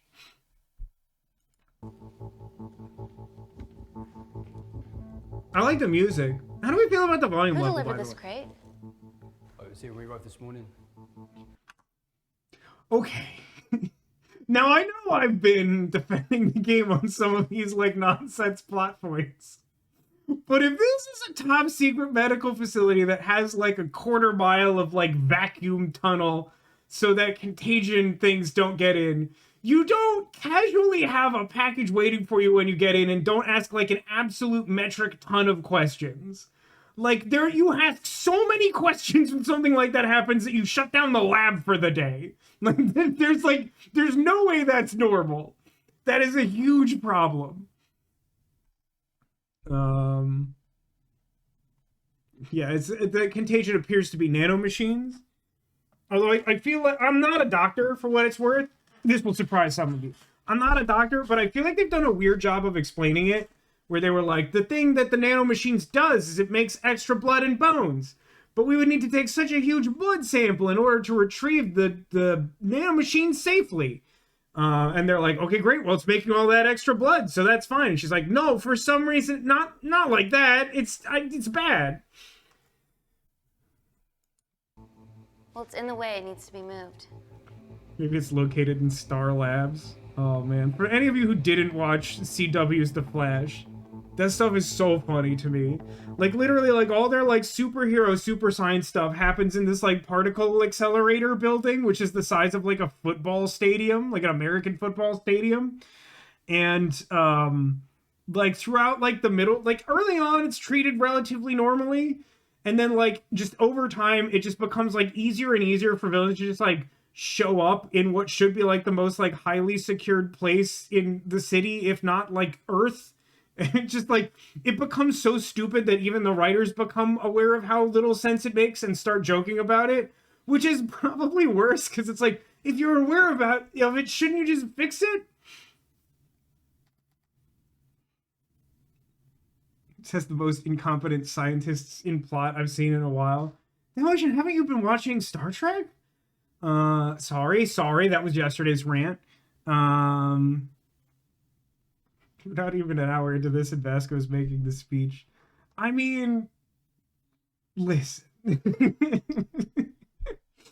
Well, there's, like, I assume we're going to ask someone. Oh, wait. We're asking for someone to help us open the dangerous box? Should that be Reese? Is that what we're doing?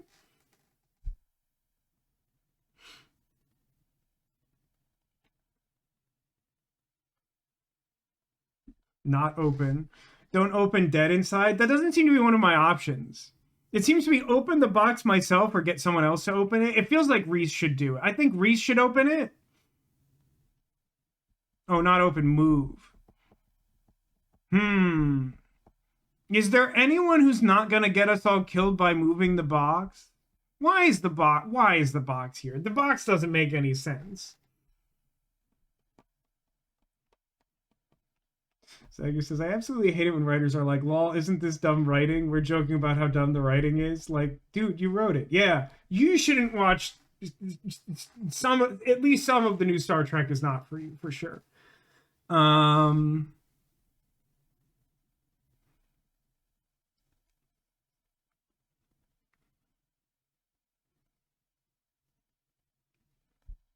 Okay, so Chad said that they wanted to kill off Dr. Garbage Reese as quickly as possible. This has to be our first opportunity to inflict damage on him, right? It's stupid to stand there looking at it and ask someone else to come over and move it. Yeah, but it's like a choose your own adventure video game. It's not gonna make sense. Don't worry about it. So I'm just gonna tell Reese to move it, and hopefully he drops it on his foot, and then a bunch of ghosts come out and eat his face or something. Dr. Wakefield, can you move this crate, please? Fucking assistant. Yeah, I'm milking, lad. You do us a favour? Still got to deal with this. I'm in the middle of this. Cheers, fella.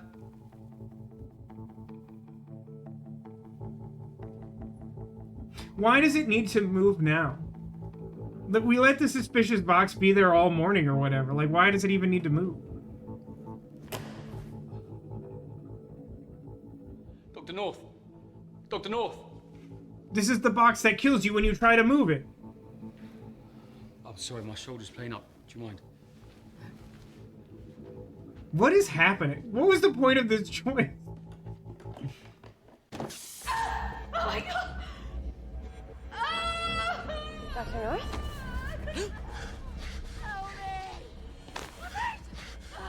It's not personal. In that scene where she grabbed him, it didn't even look like her face was like burned.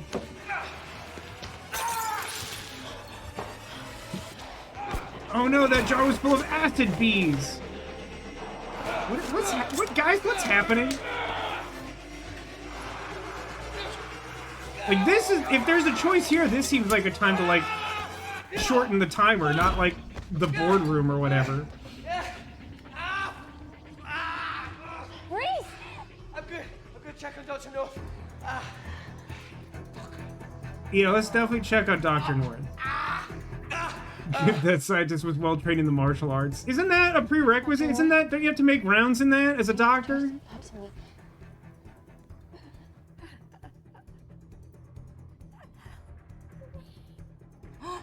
We're gonna save you, okay?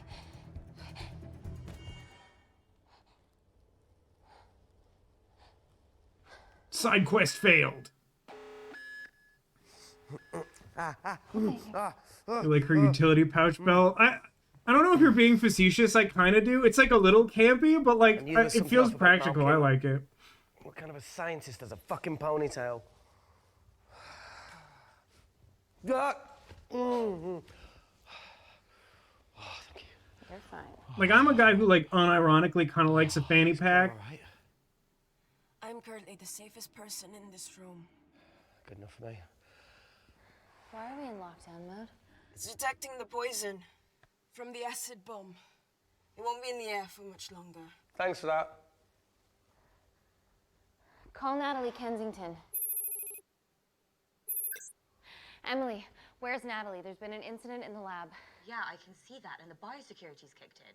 I need Natalie on the line right now. I don't care who she's with. Acid bomb, how to get in there? No one knows. Doesn't matter. No one seems to care either. First things first, let's get this cleaned up. Okay, ready? These stupid rolly chairs. Like bright orange office rolly chair.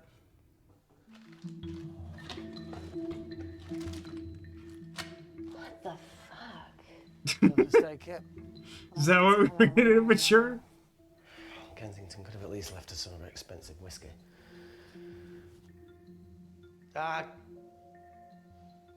Slap him. Stink. I'm gonna slap him, but I can let the timer run out. I want Chad to appreciate this moment. We're gonna slap him. Why is the uniform in the complex a white tracksuit? Because it's sci-fi. That's how it works. Next question. Why is the acid bomb so ineffective? That one's not as easy to answer. I think this is set in a world where everyone is stupid. Does it seem possible to anyone else that as an explanation for like most of these questions that we're just witnessing, like these events happen in a world that's very similar to our own, but everyone's like even dumber? I don't see evidence that biosecurity kicked in. Well, that alarm sounded for like 2.5 seconds. And then that lady said that it did. I mean, like, I don't think it's like the end of the world that like we didn't do a lot of like prosthetics or something on that lady who got acid burned, but like I do kind of feel like we cheaped out on like selling how like dangerous that situation was. It's like what it looks like is she was sort of like, oh no, it's like Vasco's hands if he doesn't put like moisturizing cream on them like every single day, they're like a little red. None of this is possible from the darn corporate BLS environment being this insecure. I mean, like, it... So I guess the idea is that, like, the ponytail guy brought the box in, right? Like, that's how it got here. And he just, like, gave... Like, the problem I have with that is, like, if there's, like, literally anyone else, and there was the lady doctor who died of the acid burn, whatever her name was. Probably not important because she's dead now. But, like, if there's, like, literally anyone else in the structure who like knows how sensitive all this is and they see a mysterious box, they should be like, why is there a box? I don't know. Shut the whole thing down. There shouldn't be a weird box in here. Like, this does feel rather 2025, 2026 level stupid we see now. No, but like these are doctors in Europe. These aren't like government officials in the United States self-burn. I'm gonna slap this guy. The fuck? Oh! Oh! Oh! Cold. Oh!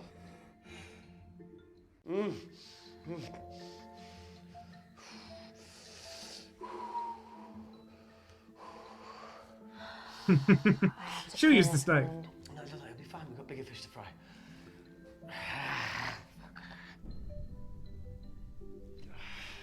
Did you hear that? Yeah, what was that? I didn't. What was that? I'll use this knife. If we want this guy to die, I won't get the disinfectant. Do we think that investigating the noise is like going towards the explosion or going away from the explosion? I'm sure this is an RFK CDC. It would answer a lot of questions. I'll grant you that. It says, I'll say I just work at a hotel, and even we won't keep a strange box sitting around for too long because it's DC and makes Secret Service antsy. Yeah, and I don't feel like, you know, this high security facility, like medical facility in London is like, I feel like it should have a similar sensibility of the mystery box. I don't know, maybe if I go investigate the noise, someone will stab him again while I'm gone. It came from the void. It came from the void? Here, what kind of response is that? Oh, Jesus. Are this like fast food napkins?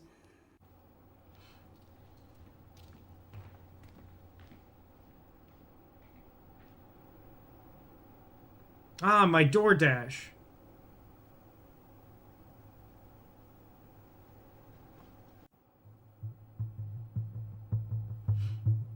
I assume what she means is that she heard a sound out in the vacuum, but like it's just an insane thing to say like it came from the It void. must be coming from beyond the walls. Is there any security cameras we can check? On the computer, but I don't know how my assistants did that. Come on, lady, come on. Thank you. I'm just a simple country doctor. I don't know how computer work, even though I work at a completely high-tech facility and I engineered like nanomachines for a living. I don't know how the security cam. Are you kidding me with this? What is happening?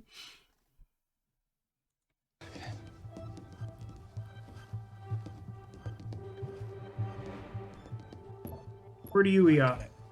These are the security cameras in the void. But the cameras can't breathe. Darth Vader. The cavalry? In masks? What's the rumbling, though? Sound doesn't travel in a vacuum. Shit, they've deactivated the vacuum. How is that easy to do? Prizes for guessing who the brains of this operation is. God bless those security walls, eh?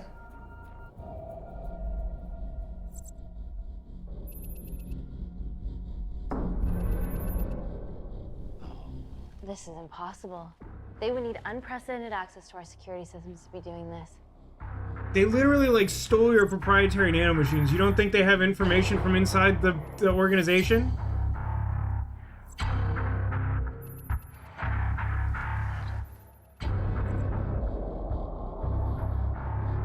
I love how nonsensical this interface is. I love that they're wearing ski masks under their like hazmat suits. Too.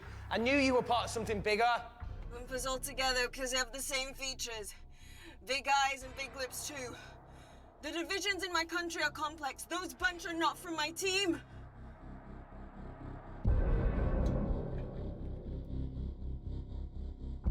Just turn the vacuum on. Apparently the novelty cartoon switch that does that's on the other side of the vacuum. Amy, what's going on down there? You've been infiltrated, Kensington. Dr. Malcolm was a plant. Thanks to him, Dr. North is dead, and so are my dreams of becoming a professional footballer. But you killed Malcolm. Yeah, how'd you know that? Emily checked security footage from the lab. We decided not to communicate or do anything useful. There are 3 masked intruders in the void, and they're armed. They've deactivated the vacuum and bypassed the security wall. I'm still alive.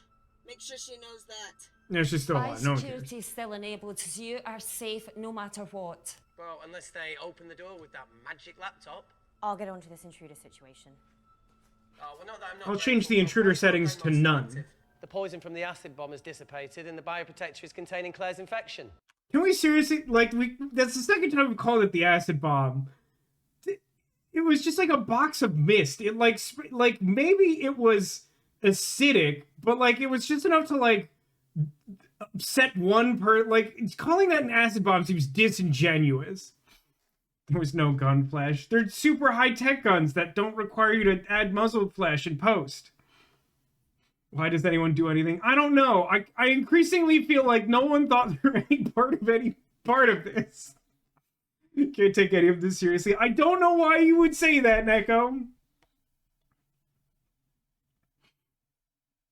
Didn't actually shoot the gun. He was miming shooting the camera. Yeah, he was trying to intimidate the camera, everyone, obviously. I don't know why that would seem confusing to anyone. It must be detecting something else.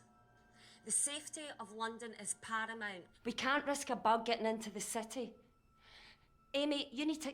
A bug getting it? We've established that it's nano machines. What do you mean a bug getting into the city? We know what the situation is. It took us like 30 seconds. Like, that wasn't even like part of the story. We just like got in the elevator and just like, by the way, it's your nano machines. Like, what do you mean a bug getting into the city? That's not what's happening. Extract Claire's blood, especially if the intruders have come for her. The nanocells cannot fall into the wrong hands. That's a separate thing than what you just described. We smoke Claire. No! End call. Wow. Still can't keep your cool under pressure. She's responsible for this. That makes no sense. We're her only hope at retrieving the nanocells. Yeah, she's gonna let us extract the nanocells and then kill us by gunfire. Wow. Bleak much? All right, look, Parker Kaplani designed this lab, right? Do you think he built an escape route, a back door, anything? I don't know. We'd have to ask him ourselves. Yoo-hoo. What now, Claire? Can you move the dead people?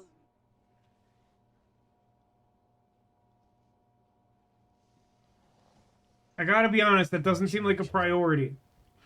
Yeah. Really? Our reaction to that is like, wow, we should have done that sooner. Sit with the others, with like treating the actually alive guy's wound, and then like intruders coming with guns, and us like trying to figure out how like not to get killed. We're like, we really goofed up. We definitely should have moved those bodies. That makes a difference to our situation.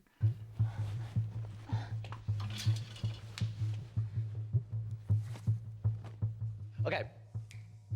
How about this one? Enough with the Natalie theories. Remember those new skills I was telling you about? Well, advanced computing is one of them. Programming, coding. Hacking? I prefer the term unsolicited browsing. Yeah, no, sorry. Hacking is better. Look, I know you two are besties, but I find Natalie a bit... Yeah. Let's access her... Very professional. Give her a little listen. This is how scientists get killed, you know. Is it? Is that how scientists get killed?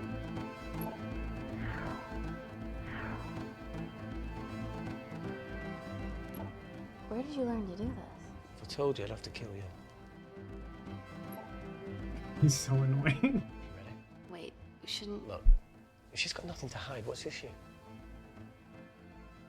We're in this together. We need to cooperate if we're going to survive.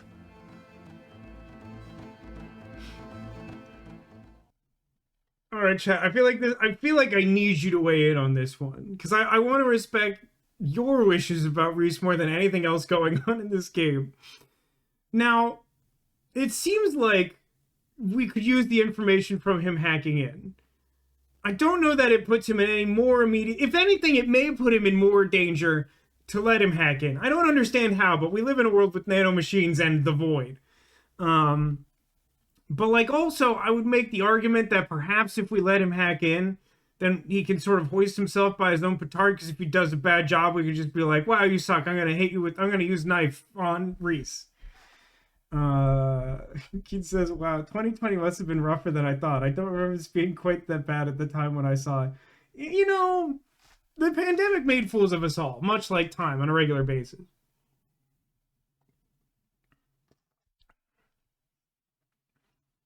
All right, the general consensus I'm getting from chat is let the man hack. Go ahead. The three intruders in the void have managed to lock every lift and door giving us access down there. Whatever they've done is caused electrical blips throughout the entire building. There are questions. Technical term, the blips. Have the security idiots announced an upgrade gone awry? No one can think this Claire situation's any more serious than it already is. This seems planned, Natalie. There must be more traitors in our midst. Emily, seems please. planned. It's definitely not spontaneous. You joking? With our prized asset. They are our priority. Announce the security upgrade. What? Announce the security upgrade? What does that even mean? I clear the airways in case she calls. Who could the traitors be? Go on the PA system and tell everyone we're updating to Windows 11 immediately. What does that mean? What do you mean, announce the security upgrade? Like, implementing a security upgrade maybe does something. Announcing a security upgrade doesn't seem like it increases security at all. Working for. That's the original.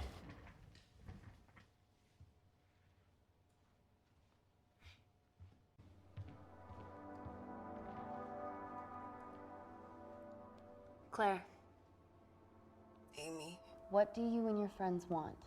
I'm not an espionage mastermind. They aren't with me. So how did all the nanocells end up inside you? This is a question we should have asked like an hour ago. Totally obvious. You should listen to Professor Xavier over there. About what? Kensington. So she put them in you? No. Not me. All 6 billion of them.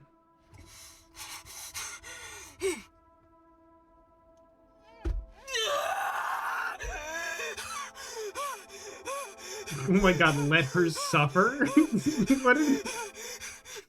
What? Like, what good would that do? Like, that's like a truly just like hateful option. Like, she's not coherent enough to answer our question. So like, even if it was the case that like we really wanted to like get that information at all costs, like just having her like suffer through an intense bout of pain like absolutely doesn't seem like it does anything. Which now is not the time for a confetti cannon. I mean, you know, it depends on your priorities. Also, welcome, Jiggy. Hi, hello. Zach says, I think the security upgrade is meant to be a cover for anything weird going on with the electrical systems. Okay, I can almost get behind that. But to be clear, if that theory is correct, then announcing that is still doing nothing, right? Like, can we agree on that? That if, listen, if all we're doing is like telling people that there's no problem, then it's not actually resolving the problem that we have, right? Ole. Yeah, I feel like let her suffer is a choice that exists in this game solely for one of those like 11 replays that Demolition said are required to get all of the achievements in this game. Like, I don't think a normal person for any like reasonable explanation would choose let her suffer. Not that I think this like helps us, but like it doesn't seem to help us to have her suffer either. It's been a serious lack of Vasco science in chat. It is one of the least used emotes for sure. Thank you. Seriously. How long have you been at the complex? A year. We've always had passing conversations on higher floors, but I don't think you remember. I always wanted to work in this lab with you. Well, here we are. Yeah, definitely working. That's what this is. Come on. Just tell me what's happening so that I can help you. I got them all. Mina. Who's Mina? Claire. Okay. She's about as useful as a chocolate teapot. I mean, love is candor, of course. I'm not entirely wrong. I know Demolition's gonna hate this. I know what Demolition's like. That dialogue is like insanely frustrating, where it's like we give her the morphine, we're like, please, like, for real, seriously tell us like something about the actual circumstance of the dangerous thing that happened to you. And she's like, Mina, she gives us this whole speech like, oh, I wanted to work together. I wanted to work in the lab. And like, instead of like saying something useful during that time, she was just like, let me tell you my backstory and then maybe I'll answer your question. What's HQ doing besides having a single person on payroll in another room? They're telling people about the security upgrade. That's what HQ is doing. They're super helpful. Ready for more cryptic bullshit? Is there like a non-metagaming reason to reject the call? Why would I reject the call? Like, doesn't it seem like it has to be better to like accept whatever information they give us, even if it's a lie, even if we know, even if we're able to confirm that they're lying to our face? Like, this is another one of those things that, like, seems like without some additional context, I don't know why you would choose reject call here. I don't understand. Okay. I actually want to have a little discussion about this. Neko says, I hate her attitude too. She's dying. She could at least be helpful about it. That almost sounds cold, but like, I have a hard time not agreeing with that. Because I'm like, I've had a lot of bad days in my life, but like, if I'm dying and they're like, anything you know might be able to save yourself and us and this whole like top secret building of dangerous medical stuff. So like, why don't you tell us anything instead of like snarking at us and like telling us to move dead bodies around because you don't like looking at them while you're having an episode that like I'm still not entirely convinced wasn't somehow, even if accidentally, self-imposed. So like, why don't you start by like clarifying the situation and giving us the information necessary to resolve the situation up to and including the salvation of your life, and then you can go back to being Daria from MTV. Like, I don't what kind of person do you have to be where you're like, I'd rather like quip a little bit than like not die? Like, it's just like, I don't know. Like, I'm sure that person exists. I would not get along with that person, and I would have a hard time, like, cooperating with that person. I'm going to answer the call because I legitimately don't understand the alternate option. Answer call. Guys, you were right about the intruders. They've sabotaged the system And have electronically barricaded themselves in the void. Of course, Yeah. Tell us something that we was don't know, already please. known. How are they bypassing our security system so easily? Kensington Corporation stock plummet. They guessed our password. It was 1, 2, 3, 4. Rescue plans are being made. Well, have you contacted Parker Kaplani? I'm going to lose my mind. We're like, what do we do now? Like, we don't know. You're just telling us stuff we know. How do we not die? Like, they're getting in, blah, blah. Rescue plans are being made. What are the plans? What action can we take? What should we expect? Rescue plans are being made is not information. He designed the lab. He'll know how to get us out of here. We've been trying, but he could be anywhere on the planet right now. Parker has no compunctions about who he builds labs for, as long as he pays quote. Excuse me. What are the little bar graphs moving in the corner of the video call? Because they're definitely not like a vocal waveform of the call. Like, it's just little like woobly bar graphs. Compunction. I mean, compunction is a real word. I do feel like it wasn't used correctly there. Demolition says, to be fair, the U.S. nuclear codes per Reagan were 0000000 until 1992, since he hated the security measures. I don't love that. I believe it, but I don't love it. It doesn't look like Wi-Fi to me. Maybe it's supposed to be Wi-Fi. But like, it's not just like one bar graph. I'm talking like the lower. I'm talking about over here, like these. When it's not frozen on choice screen, like they're just like, bloop, bloop, bloop, bloop, bloop, bloop, which like doesn't seem like it's tracking anything like relevant. Some of these, like, we're at a series of choices that make no sense to me. Why would I let Emily hang up? What would be the why is that an option? Emily, wait. Please. Give us something. Help us. Dr. Malkin, the 3 intruders in the void, Claire, they all infiltrated the complex expertly. What, another country in the space race, or? Possibly. Space they might try race? to steal the nanocells, or destroy them. I'm going to move heaven and earth to try and get hold of Parker. Thank you, Emily. And Also, to be clear, she didn't give us anything. She's still Whatever just they're saying doing up stuff there, we we know, need to which come is up with very something of little. our own. Is there anything else you can do in the computer system? I can hack the Hack the communication mainframe. lines, get in touch with Parker Kaplani myself. Okay, awesome. You do that. I'm gonna look for a way out of here. You okay? What year is this supposedly? Honestly, I don't think I have any idea. Did the game ever Even say a in year? lockdown mode, there's always a steady supply. 2030s? Okay. Probably at the very start.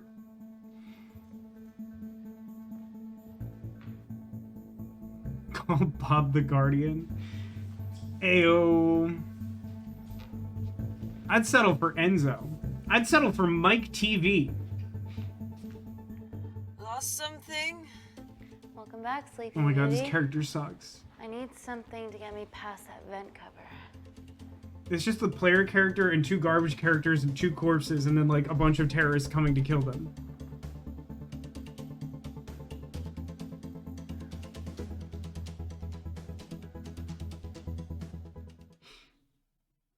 Why are we leaving? We're doing something about checking the making sure we get oxygen or something. I guess we're gonna like smash this microscope to make it into an adventure game screwdriver or something. Why are we leaving? Why is anyone anything? That's such a good question that cannot be resolved. Just says, I'm curious what the game is like where you never press for more information, stay silent, never answer the phone.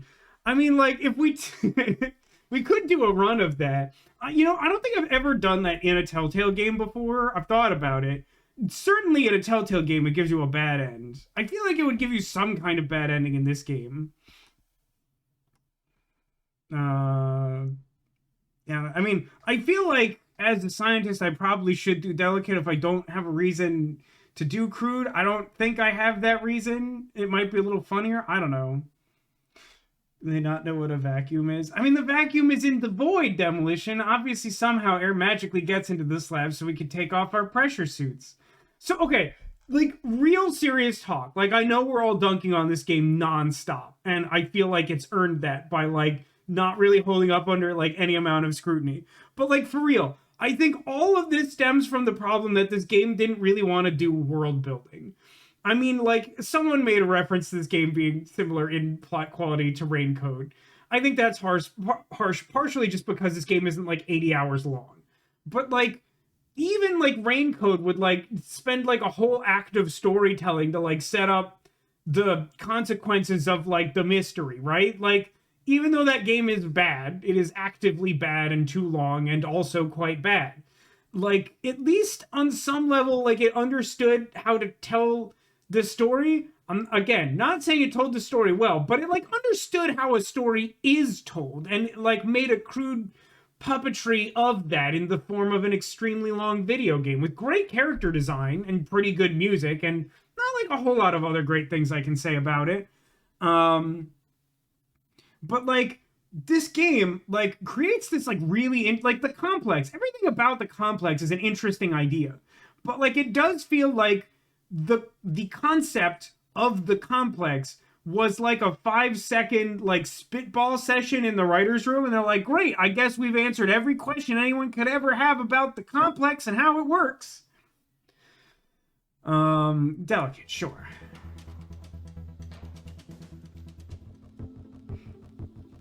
Is this just as bad as the reboot? Was there a reboot to reboot?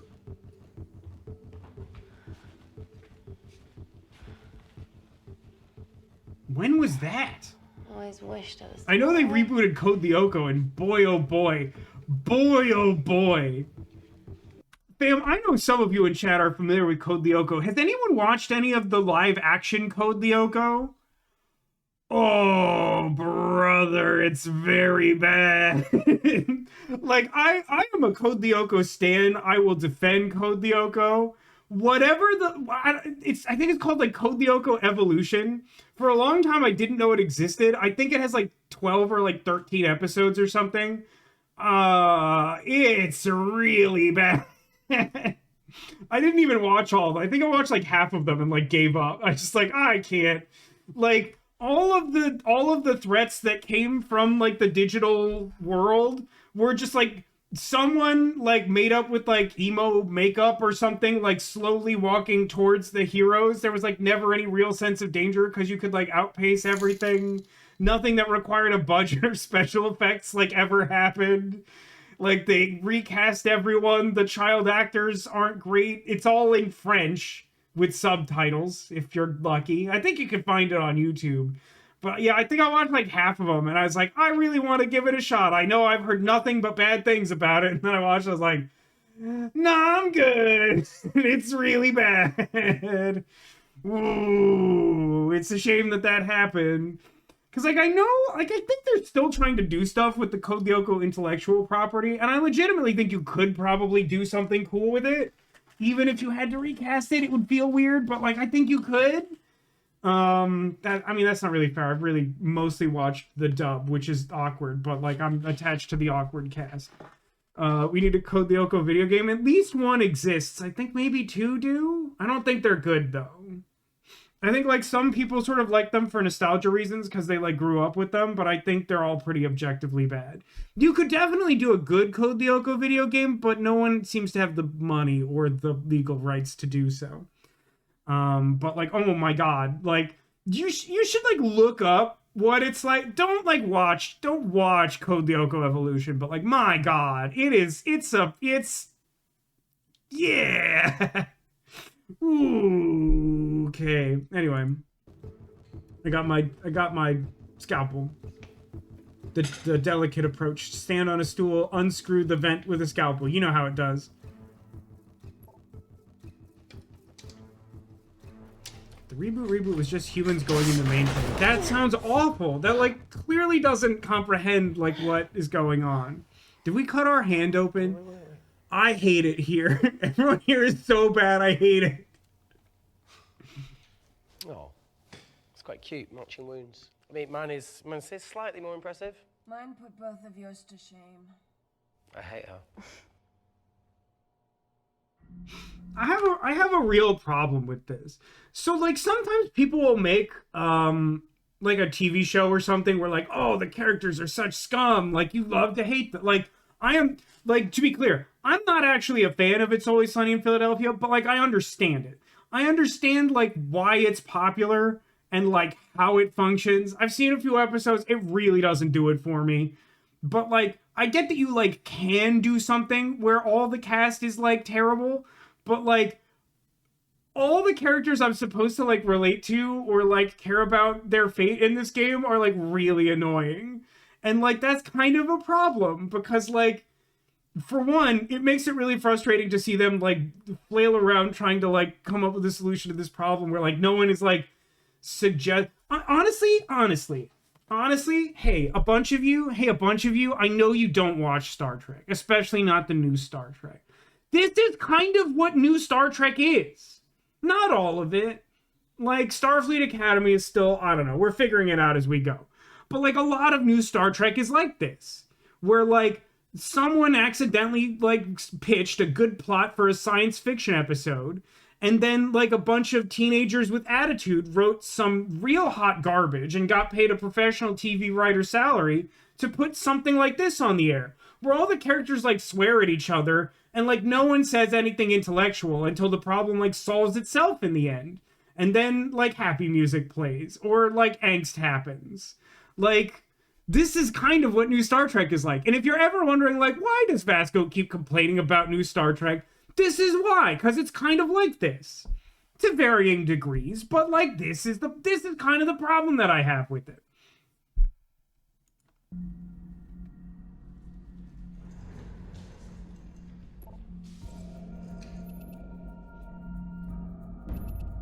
Honestly, like, why do we need, like, terrorists when we're just injuring ourselves doing nothing in a completely secure environment? And the lab door. Please tell me you got hold of Parker. Negative. I got hold of the CCTV footage from the past 24 hours. What CCTV footage? Sift through it. All of it? See if there's anything helpful. Roger that. Is there actually one central database that gives you all of the CCTV footage? Like, I know closed circuit television in the UK is like a much more robust system than like security systems in the US. I love that they treat that like some mastermind. Wait. Claire got access to the lab? Is that your master batch? Well, yeah, because again, it's How a did she known get that quantity level of that she clearance took on her all ID of the master batch. Psycho says I go away for 5 minutes and when I come back it's on new Star Trek again. Listen, there was a point, Zacula. The point was everyone's mad that this sci-fi plot doesn't make any sense. And I was complaining that all the characters are unlikable. And then I realized that basically we're just watching a bunch of the new Star Trek. And that's why I'm mad about it. And this is important context because you will continue to hear me complain about it. And now I want you to know that you have context for why. Like, this is why. because the writing is like this. This is what the writing is like. Oh. Why didn't the lab shut down? The nanocells need time to diffuse in the bloodstream. I was able to get out of the complex before feeling the effects. No, I agree with you, Jakey. The idea of CCTV being a resource in the US sounds good until you think about how that would be used the way the US exists here in 2026. What? I didn't authorize any duplicates to be made. So you were just stealing the master batch for employers to replicate? Who? Who was it? Was it the Russians? No, I was heading to MI6 Oh, fucking impeccable timing as always. MI6? Why were you taking them there, Claire? Ring, ring, ring, ring, ring, ring, phone call. Parker. We got a hold of Parker. Half true. I was already en route. I get alerted every time shit hits the fan in one of my labs. And why didn't he call someone? Why is everyone so bad?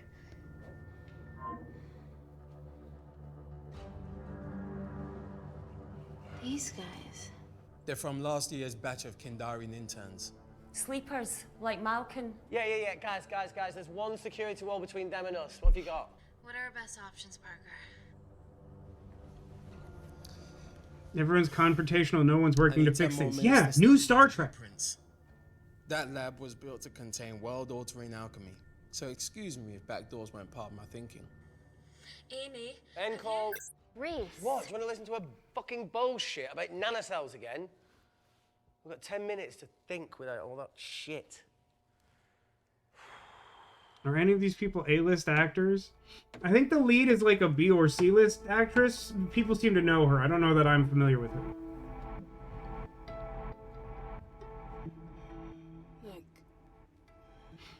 By the way, this thing happening with the lady with the nano machines in her, this is a trope I absolutely like detest, where like a character like does something seemingly duplicitous but like has a good motive and like refuses to tell anyone, but there's not a clear reason why. Like, again, it's like just the three of us in this room. We're all trying to survive. We're asking her like critical questions about what happened and why. Every time, like, she has a chance to speak, she says nonsense, and then when it comes time to, like, actually say something helpful, then she has, like, another, like, seizure. And I know she, like, doesn't have control over that, and that's just more bad writing, but, like, just, like, say the importance, just when we ask the important questions, just answer it. We're all gonna die. Like, it really pisses me off. I want to hand this over. It's not meant for you, but fuck it. I will, but not in the book, maybe. I don't know. What is it? Just watch. Anyway, says, I've not been paying attention. Does that place not have security? It's Star Labs security. There's technically security, but it's a farce. Always. They're probably going to come up with some explanation why the security doesn't matter, but, like, the whole game is very silly.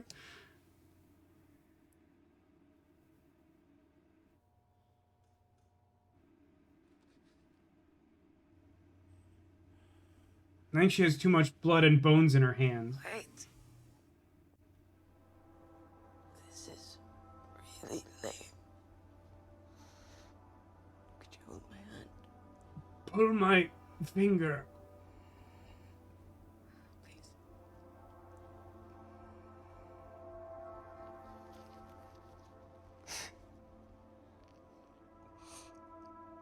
I'm just really scared.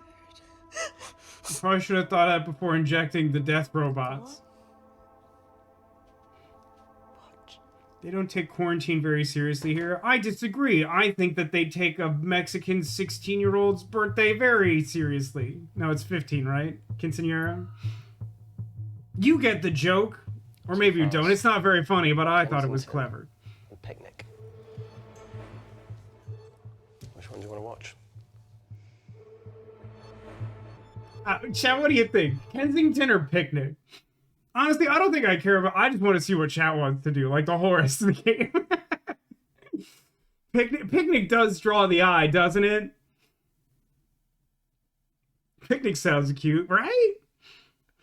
Did you not tell the other guy in the room to put on his PPE? Yeah, nah, it's not important.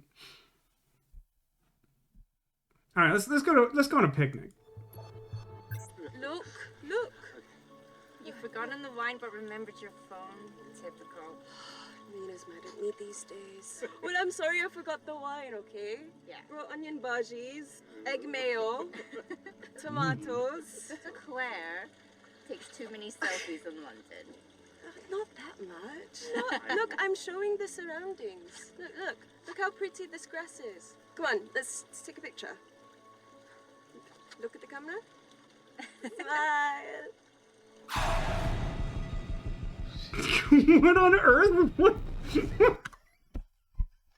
Why did she put a jump scare in her own family video? What the heck was it?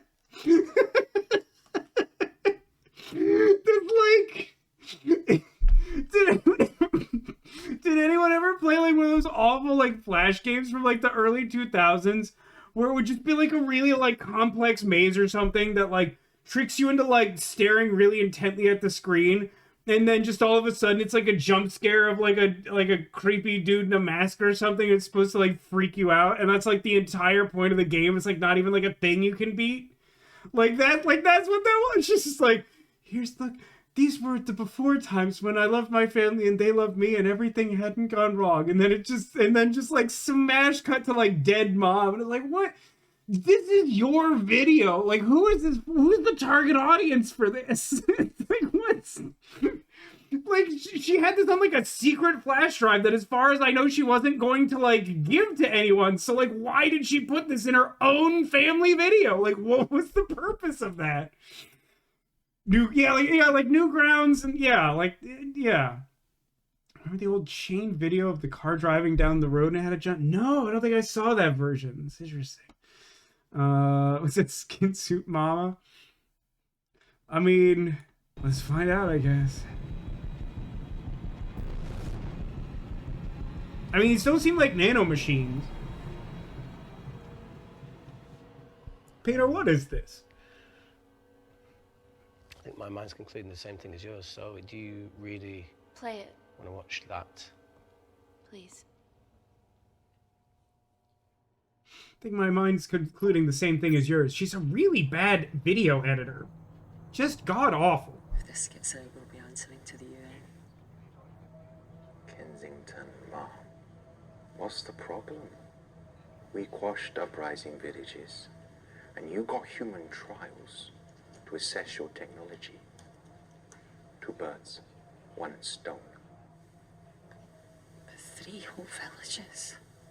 Your scientists need not know how the data was acquired. The Supreme Leader is a man of discretion. We trust you are the same. Most certainly. Make sure of it, or we will.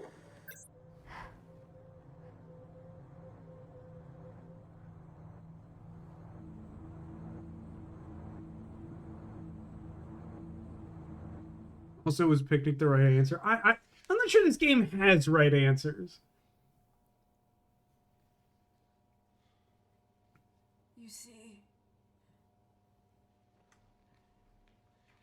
This is why I asked you to pay for Avid courses. Experimented with your nanocells on my people, my village, my parents, my sister Mina. They're all killed for opposing the dictatorship. Natalie was making duplicates of the master badge behind my back. My tech killed people. And you were taking all the evidence from MI6? In that USB and in your veins? Now the Supreme Leader has activated a sleeper cell in the complex. Oh, no, okay. I can't let that stand. I can't let that stand. There... You must be joking me, right? Because, like... I understand the implication, right? Like, I get that she ejected herself with the master nanomachines after destroying the backups because she wanted to, like, have evidence that this, like, secret tech existed and the testing happened this way and you know, it's providence and all that, whatever. Like, I get it. I understand, I get it. But, like, he's like, and then you were gonna take this flash drive to MI6 and like tell them everything. And I'm like, okay. Now, the meeting with the boss, I get how you could just present that as is, as evidence. But like, even if the point is that like they tested this technology on her family and killed them off, the jump scare is not the most effective way to do that. Like, you know, like a narrative or like a testimonial from someone who tried to treat them and like how severe it is, but just like showing them like a home movie of your family and then showing them dead, like that's just weird and creepy and annoying. Like it's just like a super strange way to behave, and like definitely not the best way to like convince people to help you. Why did she eject herself? Like, she was trying to smuggle the nanomachines out of the top secret lab and like tell a government agency that she thought would help her shut this project down, that like they had done these human trials on people to develop the nanomachine technology. That's the plot as it stands. Yeah, not to mention Natalie's. Why didn't you tell us this before? Yeah, great question. Oh, eat farts. Like, you're definitely gonna die if we don't get out of here. Who cares if you trust us or not? Okay, no, for real. Even if you don't trust us, what's the best outcome of just, like, not telling us that information? Like, just, like, absolutely, like, no threat assessment going on. Head empty, no thoughts, only coughs. I don't know, like, assuming that we're, like, trying to manipulate the boss, like, don't we not want to make it appear like we're mad? Shouldn't we just answer the call and, like, pretend like we're chill? What do you think, chat? I leave this up to chat. All decisions are chat now.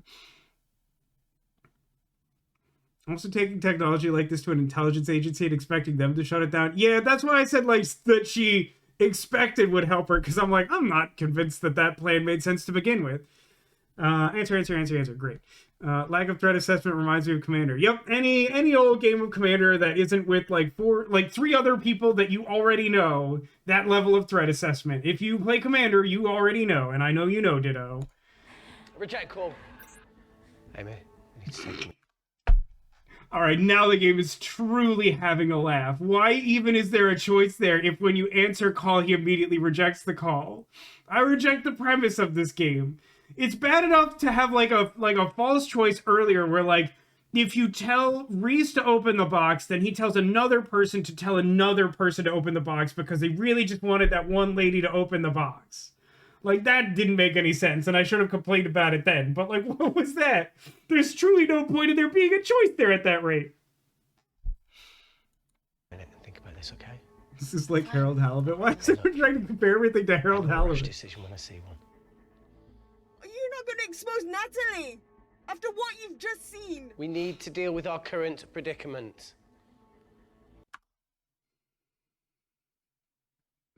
You know I'm mad. What does the girl in the tube think we're gonna do by answering the phone call? Like, right then. She's like, you're not gonna expose Natalie. Like, what does answering the phone call do? What in that, like, single, like, I'm sorry, in the 2030s, is the UK under Dora the Explorer rules where if we tell our boss swipe or no swiping 3 times, then she can't do, like, human trafficking anymore? Like, what? Like, there's obviously a long game in play. Nothing that we could do in the immediate future is going to bring her to justice, you insane lunatic. Plus, I really need the toilet again.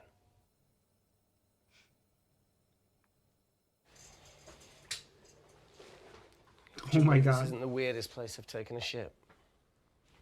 Do you need me to stay and help you? No, you're fine, you're sped. I'll be sitting outside. Okay. I'm surprised they didn't just cut like a hole in the bottom of the chair for him to poop through, because it's like part of his body now. Pass. I never thought I'd have to answer that question. Oh, you do the right thing, you always do. A habit I wish I had.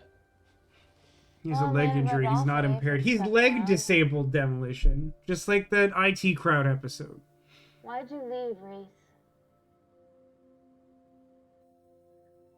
The absurdity. Not knowing whether Saving someone was the right thing to do if it condemned them to a life of pain. it's too much for me.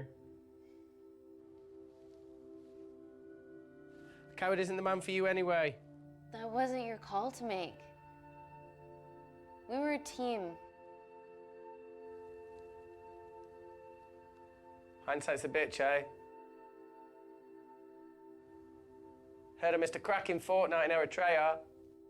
Where can I sign up for this war-torn world tour you guys were on? They in Earth or space? They're in London. They're in London in the like not too distant future.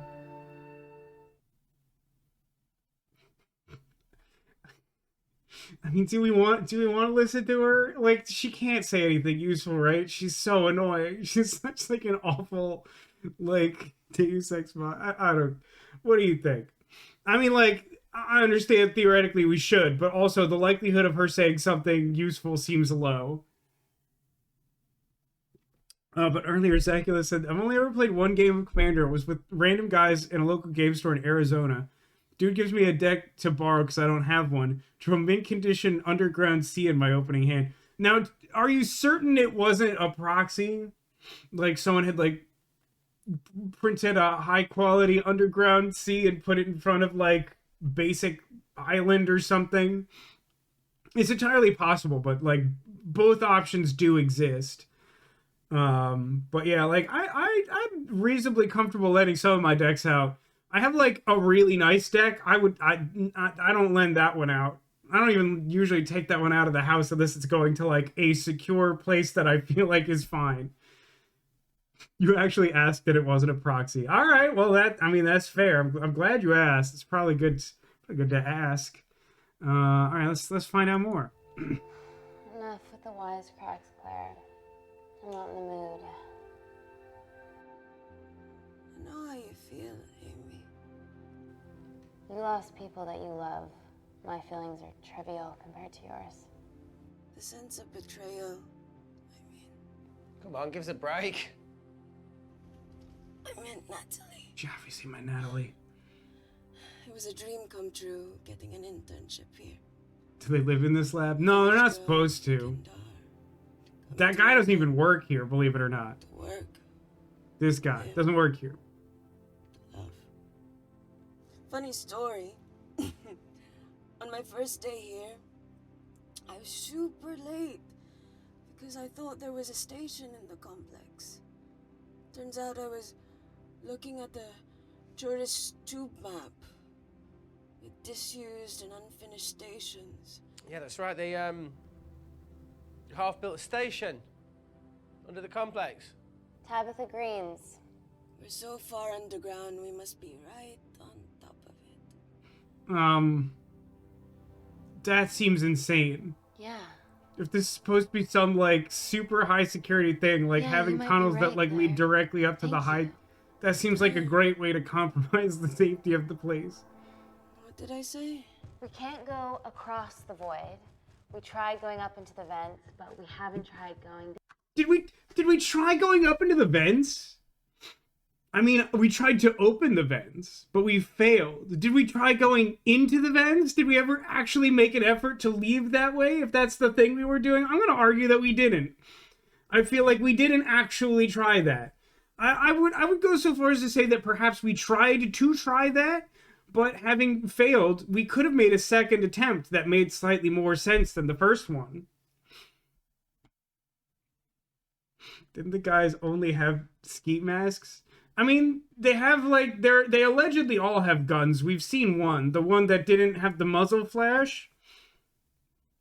Do not think they have the tools they need to dig through a concrete floor. These guys? No, I don't think these guys do. But from like a safety perspective for this high security laboratory, I feel like you should be worried about people like casually going up into the subway tunnels and like blowing a hole into the complex. Down. To Tabitha Greens. You need an access point. We might have one. Reese is sitting on it. Orange chair. I think these scientists are not smart. I mean, that's a real understatement. I need something that will remove the entire toilet quickly.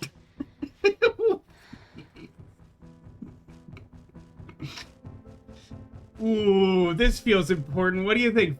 Force or chemistry? How do we remove the entire toilet? We need a Taco Bell.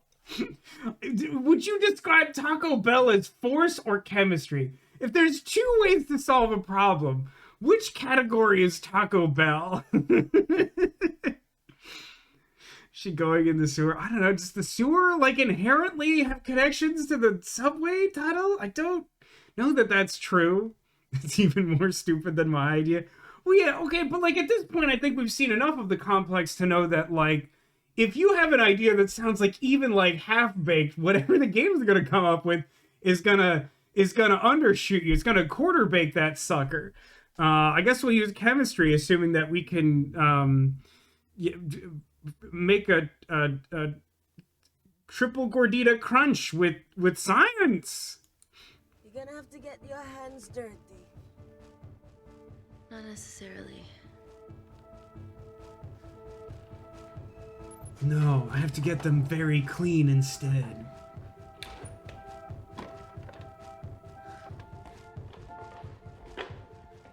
We're at the lowest point of the complex, so Tabitha Green's must be right below us. Yeah, okay, Amy, but there's a toilet in the way. Not for long. There could also be like an absolute ton of concrete or something. My favorite ever chemistry lesson was when the teacher put a small piece of potassium in water. Yeah, it's like explosive. I always wanted to see what a full block would do. I distinctly remember, I honestly don't remember what class it was. I'm not even convinced it was a science class. There was some time when someone, like, a teacher just, like, put on a video in one of my classes in high school, and, like, it was like a chemistry sort of thing. Like, it talked about chemicals, but, like, none of that mattered. What mattered was, like, at some point they were talking about, these are alkali metals, right? That, like, become increasingly, like, explosive with water or whatever. And like it definitely talked a little bit about that, and then like talked about like how potassium was like reasonably explosive, and then like literally like the credits of this like science educational video were like a guy standing at the side of a lake like hucking huge chunks of potassium like into the lake, and then it just like geysering up just like for minutes. It was just like the most fast. I'm like, how did we get here? Like, who produced this video? I mean, if I was going to make that video and it's like, well, we already had to buy a canister of potassium or whatever, like, I guess I would do the same thing, but it still seems insane.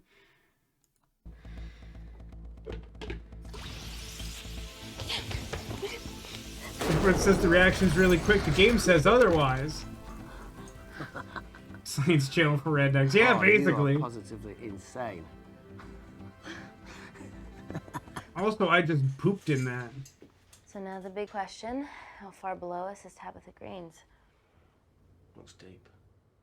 I'm not convinced it would make a super clean tunnel for you to go down. I'll go check it out.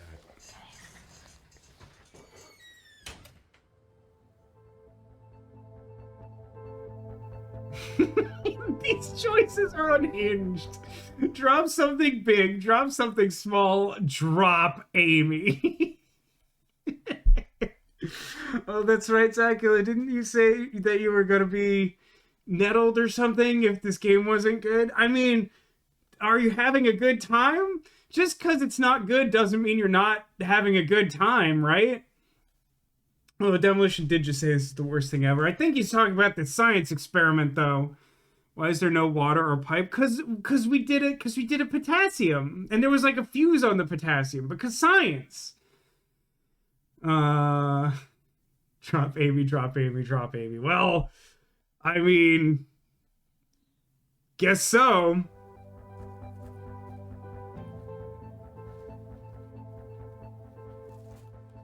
It's so funny to me to imagine. Oh, I just thought what's his face was gonna like Reese was gonna come in and be like, "Where's Amy?" I guess that's another choice that doesn't matter because like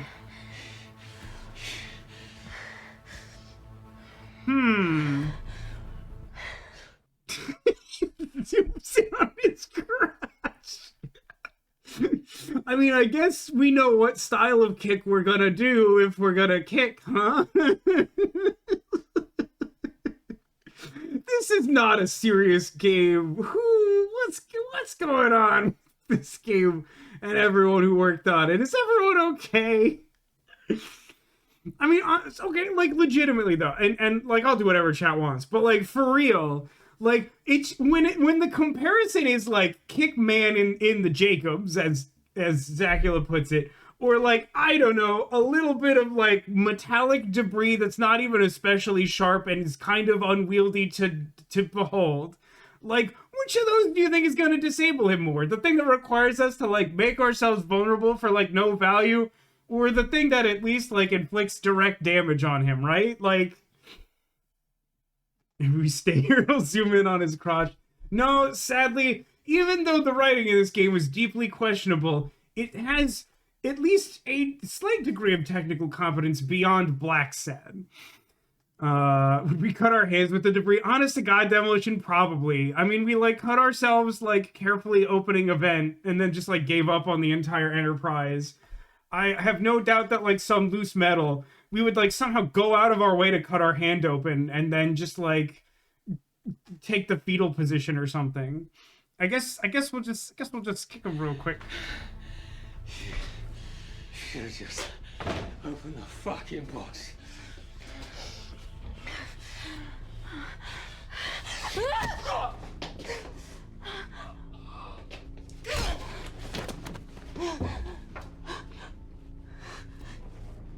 No, he's saying that Amy should have been the one to open the box, not like other lady doctor. Put him to drop this guy down hole. 2 birds, 1 stone, right? Does it? Should have used his ponytail. He'd be at the bottom by now. Well, there you go. Not even a choice. Oh, whoa. Kick him in the head. Kick him in the head. Kick him on like the torso. See you later, Wilhelm. He sounds fine. I think I got an achievement for that.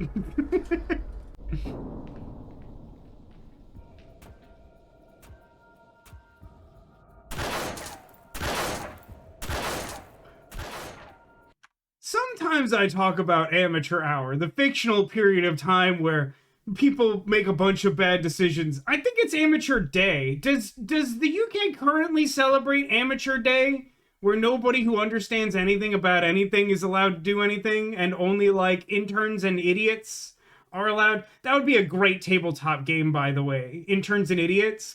Can someone work on that? Why are we doing? God knows. But why does anyone in this game do anything? They did do Brexit. All right, like harsh but fair, perhaps. They're going to shoot their way in. Amateur day is every day in the U.S. I know that's true. They were built to withstand much more than that. The Void's last resort defense mechanism is the kicker. When it detects a rogue pathogen, it generates a white heat flash to eliminate the threat. Such nonsense.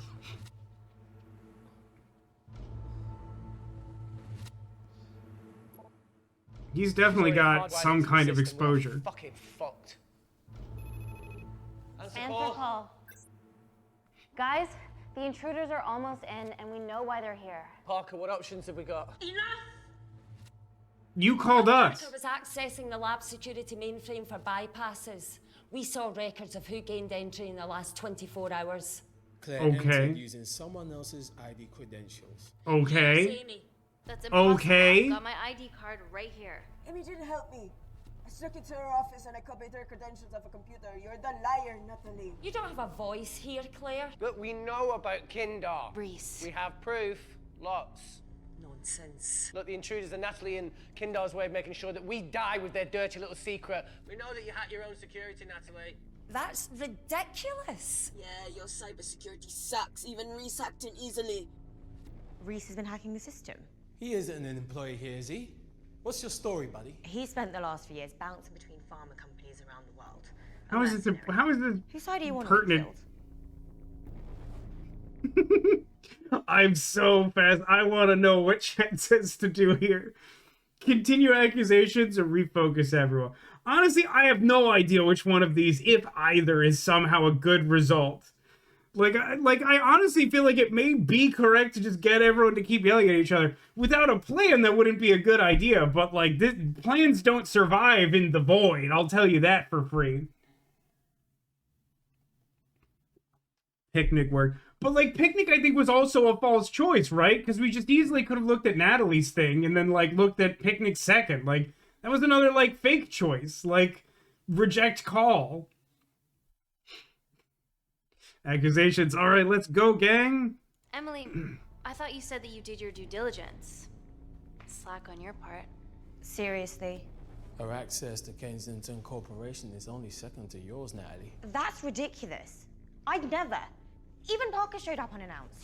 Don't drag me into this. Oh, come on. Everyone knows you work for anyone who pays your quote. All I know is that if they get in, the nanocells are gone forever. Natalie, Really accomplished nothing Look, in we such are glorious traitors. fashion. Help us. Stall them. Do something.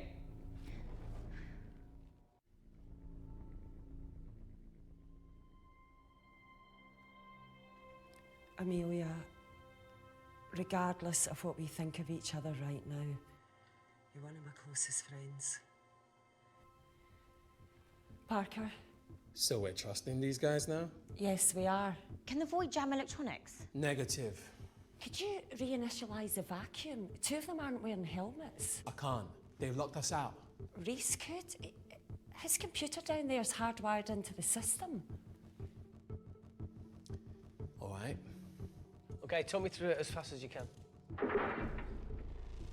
Yeah, I'm sure it's that easy. It's a great question.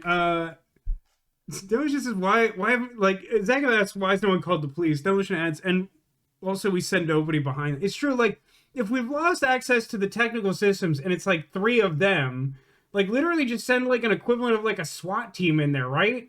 And then, like, either they have to, like, turn on the vacuum killing, like, it just doesn't make any sense, man. Like, we're not using an analog solution when the digital one failed, and we're not using a digital solution when we apparently have access to, like, again, if we had formulated a plan, like, at the start of this, instead of just, like, taking a couple phone calls and then, like, managing PR, like, maybe we'd be out of this mess. It's such a hot mess, Lord. The virus has collapsed into a subdirectory, reboot the LAN, right? Help, baby! Help! I think I know this one. I'm gonna let chat. I'm gonna let chat finish. I feel like chat doesn't care about saving Claire. Was that Adventures of Lois or Clark? I know I had heard that before. I feel like I've probably heard you say it before. Frankly, I haven't watched very much Adventures of Lois and Clark, but that's very good. Or small arms doing anything to the door? They're not. It's unclear to me what is the imminent threat, because like these people who like seem to have insider information like didn't have a plan to get through this door. That also seems like a known quantity that they should have been able to, like, yeah, door. Okay, door. Yeah.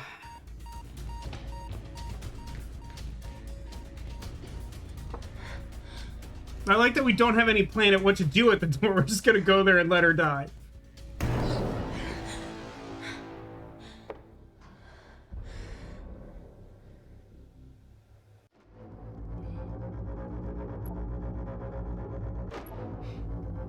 Instead of reinstating the vacuum, shouldn't they just be able to, like, trigger the white hot flash of doom or whatever? The, like, cleansing protocol?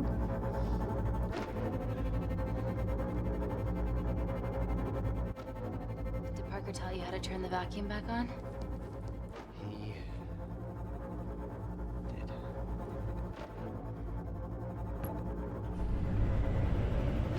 Wait, he was just in the airlock. How come he's like back outside now? Not so smug now, are ya? Also, like, can't they just like put on helmets? Like, it would take a while for the vacuum to like fully clear out. All right, they're still unlocking the door. 1 down, 2 to go.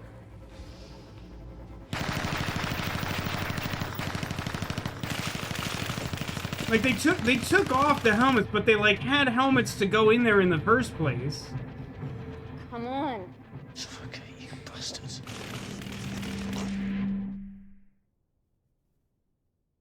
This doesn't make any sense. This is why you wear your PPE.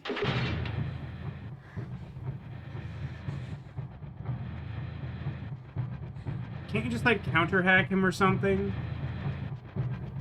The gun shouldn't work anymore. Yeah, I mean if it's true vacuum, right? Oh he shot the guy who like actually had his helmet on. What a ding dog. Oh, he's gonna take the helmet. What a maroon. What a clown.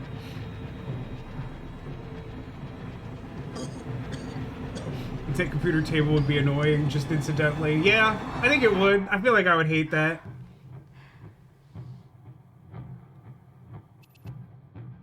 Again though, like can't we just like turn on the white hot flash of death? Can't we just give this guy super menopause? You're okay. Answer call. Heading out now. Sorry, this was direct. No worries, Keen. I think, listen, Keen, we're all having a great time. And honestly, this costs like $3.44 or something. Like, who cares? Like, that's great. Like, is this actual quality? I'm not sure about that. Is this a great stream? Yeah, I'm having a blast. I do want to complain though, real quick. I feel like I don't know how long a single playthrough of this game is. I feel like maybe we're close to an end. I have no idea. But like, does it bother anyone else that our character is like completely useless? Like we're not the hacker, you know, like we didn't have any useful information going into this. Like, why is she the central character of this? How's he getting it? How is he getting it now is a great question. Like, somehow they managed to open that exterior door, but like they never managed to like open the interior one, and the only nebulous progress that seemed to be made was with the laptop of the guy who knew how to do that, and now he's dead. So like I don't know that we got a plan here. So the lab door didn't open. Good work, Wakefield. Appreciate the guidance, Parker. Thanks for the lead, Natalie. Are they getting in ever? Also unclear. Parker, what else do you have for us? I could go full 90s internet, unplug the lab, plug it back in. That will kill lockdown mode and the vacuum for 60 seconds. You guys can then escape before everything initializes. Emily has a security team poised to handle the last intruder. Then send him in. Are you kidding me? We talked about this. Like, if the idea is that we have to turn the vacuum off to make any part of this plan work at all, then like why don't we just shut off the vacuum and kill that guy who clearly doesn't know how to get in there? Like these guys are exactly as capable as we are, which is to say they were never going to get this done. So like how did we not No shot, the solution is unplug it and plug it back in. I mean, I'd say like 50% shot. Are you watching the same game that I am? Also, I agree with Jakey. It seems like mildly offensive to call that 90s mode when that's like still kind of just like step one. Like one of my coworkers on Friday put herself on blast by like emailing our whole department being like, I can't get this thing to work. And everyone else was like, okay, no one else is having this problem. She's like, I restarted my computer and it's fine. And we're like, still fine. No one, I don't know that you needed to tell everyone. Like you could tell the bosses if you needed help from IT or so. I don't know why you just put yourself on blast. I don't know why you did that. No, that's a shit plan. He's standing right outside the door. A fucking security team of sprinters wouldn't make it down before he wastes us. He's right, Parker. It's a calculated risk worth taking. Okay, well, when could you do this? Whenever you're When you get Claire's blood. Fuck, Natalie. Yes, I know it will kill her, but she's gonna die anyway. She'd be sacrificing herself to save millions. Think, Amy. We can't start over again. This has been our lives for the past send them in till now. It's worse. They're still not going to send them in. They're going to send them in when like everyone's already dead or whatever. Like it's still not a plan. It's crazy. 4 years. We're not the only country trying for nanocells. I'm not a murderer. You're a monster, Kensington. Just take the blood, Amy. Time is running out. Just take the blood, Amy. No deal? Ooh, everyone's favorite game show that, like, people definitely still watch. I mean, I know they technically rebooted it into, like, a weird Survivor show that I think my dad said he likes, but, like, I've never seen an episode. So wait, deal is we take out the blood, no deal is we don't take out the blood, right? I assume? I think that's what we're doing. So, chat, I ask you, deal or no deal? I am playing the role of Howie Mandel because I'm approaching 40 and am definitely on the way to Bald Town. Which it says, think, Amy. No, you first. Our lives for 4 whole years. 4 more years. 4 more years. She'll be sacrificing herself to save the company millions. No, I think what she said was she'll be sacrificing her life to save millions. She's trying to insinuate that the medical technology will help, like, way more lives than we cost by killing this one lady. But the quiet part, the thing that I don't think she actually said out loud, is saving the company millions, which is a reasonable mistake to make, I think, at this point. To me, they are perfectly safe. The security team could walk and they would be fine. Yeah. I mean, like, it's deeply unclear at this point how that guy plans to get through the last security door. And, like, also, like, so here's the other thing, right? So, like, if the vacuum is no longer a hindrance to this last guy, then, like, why not, like, turn the vacuum off and then just send the guys in? Like, reboot be darned, like, just send the guys in to kill this dude. Like, what's the actual problem? Is this the trolley problem? No, because it's not hard and there's no dilemma. It's definitely not the trolley problem. I mean, the blood thing, I don't know. The blood thing, I guess, is like...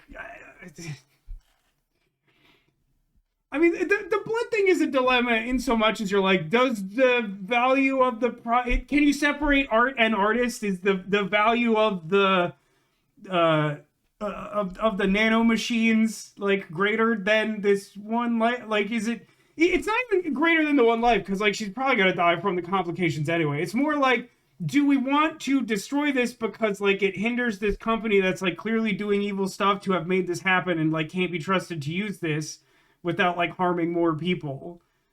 But, like, it's tough. Like, I don't know. I feel like they're trying to create, like, a false dilemma here. Anyway, I don't think I've got a consensus from chat. Deal or no deal? I think deal is take the blood. No deal is no blood.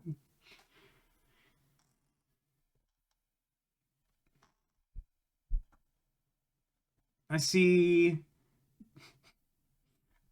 Deal. Let's see how the game makes this a none choice. That a reasonable expect. I feel like this one might actually be a real choice, but I expect to be made a fool of. I'm thinking of the shareholders. Okay, I think I'm seeing, like, oh, it's about split. I need another vote to break this tie, I think. Zacula, are you saying that you would take the deal because you're thinking of the shareholders?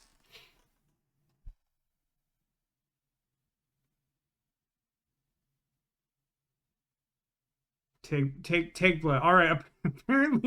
Apparently, deal mostly. It sounds like on the basis of thinking this will be the most narratively interesting red stupid idea, and also it will kill this character no one likes.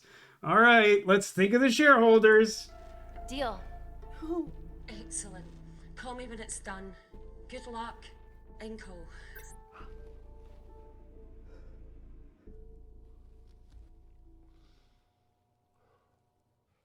I mean, she's gonna die either way, but that's, like, not really the crux of the whole thing, right? Like, it's a weird dilemma that's not real. You were right. Natalie's been lying the whole time. The lab's only in lockdown mode because she ordered it. There's no other chemical threat outside of Claire's bioprotector. Yeah, there is. Actually. There's how it's a non-choice. How? Should have brushed up on my needle handling.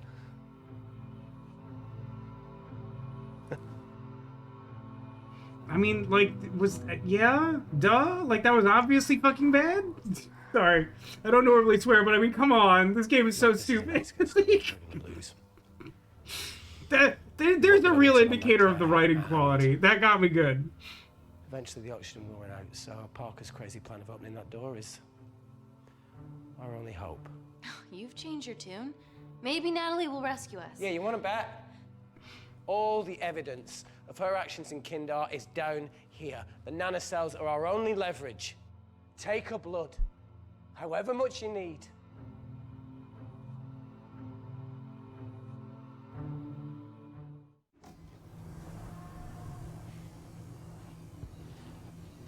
Rub-a-dub-dub, time for the blood. Claire, please give me your arm.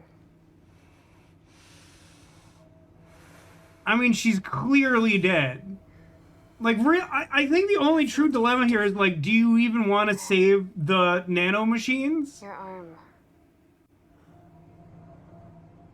Fuck you. And I think it's, like, viable to say no, but, like, she's, like, that woman is not well. That woman is dead. Like, why is she not restrained? I mean, that's much too reasonable of a question to try and be asking. Did he get the nano thing? Yeah, so, like, earlier he was supposed to be taking a blood sample from her when they were trying to first assess this. And he, like, got a bunch of, like, blood on his glove. And even though they, like, didn't show it, like, puncturing himself, like, they're suggesting that he did because he's a moron. And why wouldn't he have done that?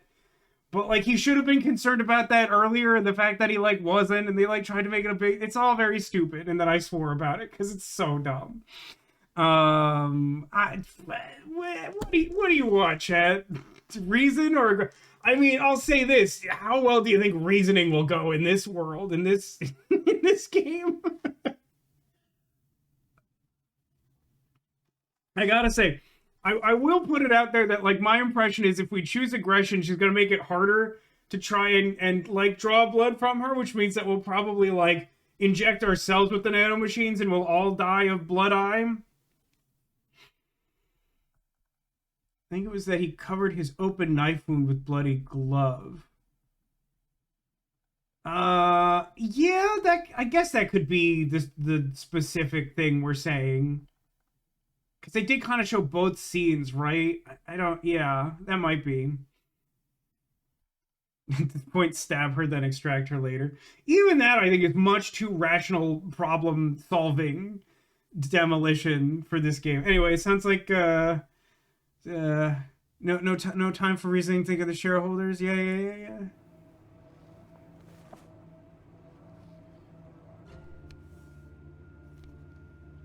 It's not exactly aggressive, I gotta say.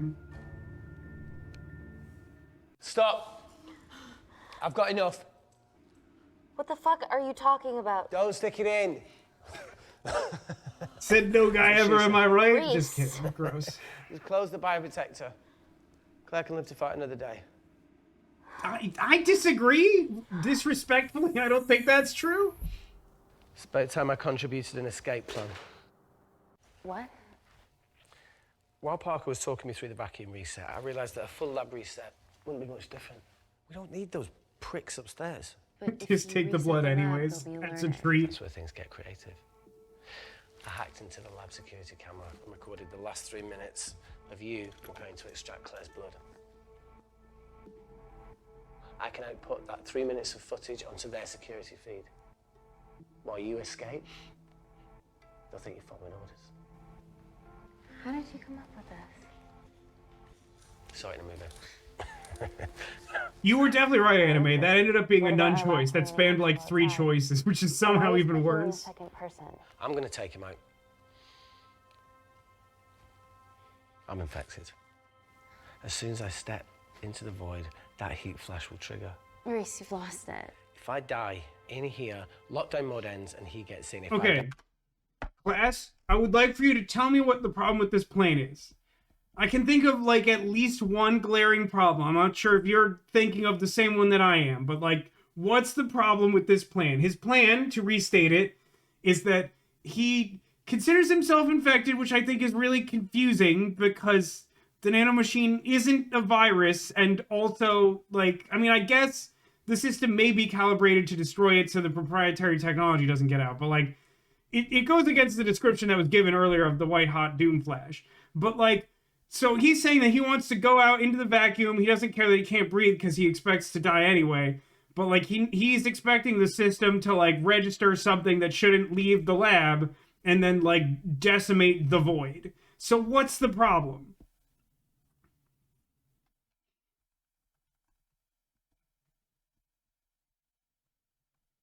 Ocean says, if I die in here, she's alive hours later, the dude outside is injured, and you probably have security. I mean, there's plenty of reasons.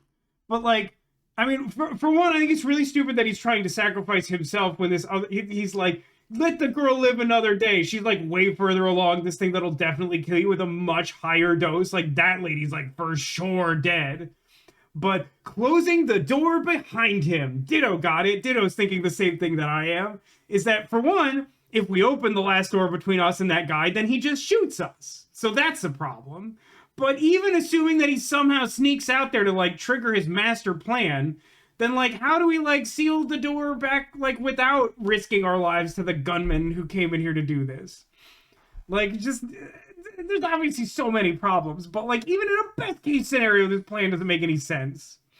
Out there, so does he, and you have a chance. Is he gonna teleport? And if he could teleport, why are we here?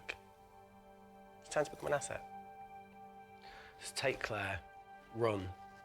Why are we trying to save Claire? Why? She's super dead. I don't think I have to really ask chat what they want on this. I will, but I don't think I have to. Chat, what do you think we should do? Should we stop Reese because it's important that he survives for some reason that's unclear to me? Or should we accept this plan because it will definitely get him dead some way or other? Demolition says, I legit think outside of set design, this is the worst thing I've seen. I have a hard time believing that's true. But I'll give you that the set design is actually pretty legit. Like if you gave like a better script, a set this good, I think you could get a good product. I think we should accept it as much as we hate it. Well, like whether we like or dislike any individual choice or its outcome in this game is highly irrelevant to making choices. I think the game has made that clear at this point. Probably a none choice. You're not wrong, but like just in case it's one of those ones that matters. Like, I think Claire hates us forever because we agreed to take her blood like a dispassionate vampire or something. Anyway, I think I see none votes for kill him as quickly as possible. Let's go ahead and accept his resignation.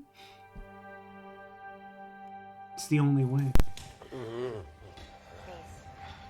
on, let's No, look, I chose this, okay? That's how you make a life. Every single choice along the way counts. This is worse than the Marine, and the Marine before this was the worst thing I'd ever seen.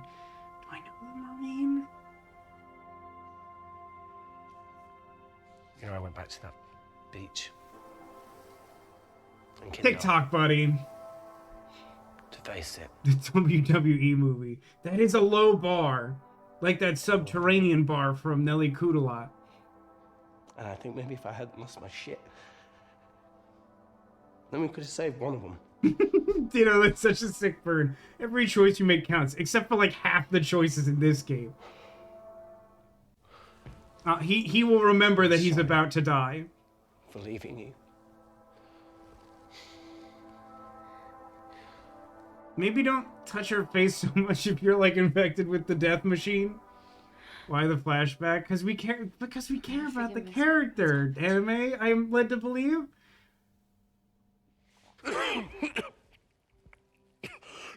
If only we were doctors with any sort of protective equipment to prevent this kind of risk of contamination. Touch me either.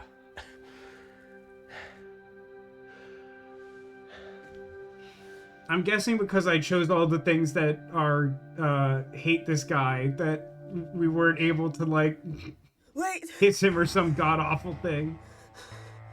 What is it, Claire? Switch places with me, Reese. At this stage, you have a far better chance of surviving than I do. Come on. You have all the evidence against Kensington. Make sure the world sees it. No, Claire, I'll do it. Drop it. The bioprotector will stop the lab detecting your infection, and you two can escape. No, protect. Is that the thing she's in? Or are they saying that that she should wheel him out in the weird pod, and then that protects the white hot flash from killing them? By the way, Zach says, I was kidding about that suggestion. No, see, you weren't. Again, if you think you have an idea that doesn't make sense, then the game will shoot lower. You can never be too stupid for the complex. You can't do it. Oh, that was you, Demolition? Gonna throw up a knot from the free cheeseburger this time. That's a freebie. You get that one for free. Oh, chat. Come on. Chat, what do you think? I think I know what you think, but what do you think? I mean, they're both bad options, and not like a Sophie's Choice way where, like, how can you give up one of your kids? I assume that's what that movie's about. That's what everyone says when they talk about it. I've never seen it. But, like, it's more just like they're both just like bad options. They don't lead to a good outcome. What is the point of this chamber? It's a plot device. We developed the plot technology by experimenting on people on the fictional planet of, like, Kamar or whatever. Reese, get this guy dead. Honestly, both. Don't think that type of non-choice is available to us. Could be wrong. Sacrifice Reese. Do that. Yeah. Okay. I see one vote for trying to save Reese, and just a deluge of get rid of Reese. He's awful. Kamikaze. Sacrifices must be made. What a trophy. You're under our care. It's our duty to do everything we can to save your life. Including explode. Please, listen to me. I want you to die slowly and painfully, I guess is what I'm telling you.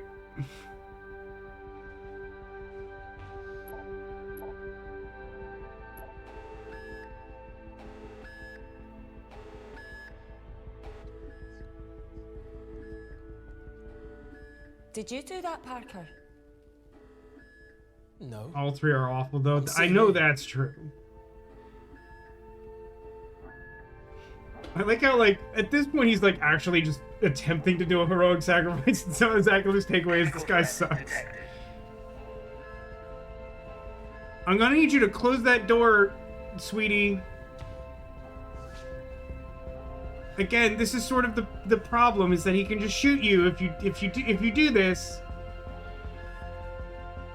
Why is the guy not shooting? Why is any of this happening? Is she seriously leaving the door open? Isn't she dead now? Aren't we all dead? What? Why did she wait so long to do that? Security Lab Alpha system. Like, honestly, that, like, should not have been sufficient. I'm pretty sure she should still be dead. Nice work, Dr. Wakefield. They've definitely used that alarm in others. I don't know what it's called or what its source is, but, like, that's definitely an alarm that's in a bunch of stuff for sure. I wouldn't have. You literally told her to do it. Nothing? You specifically, as an individual, told her to take the blood as well. I was here for that. 3 minutes.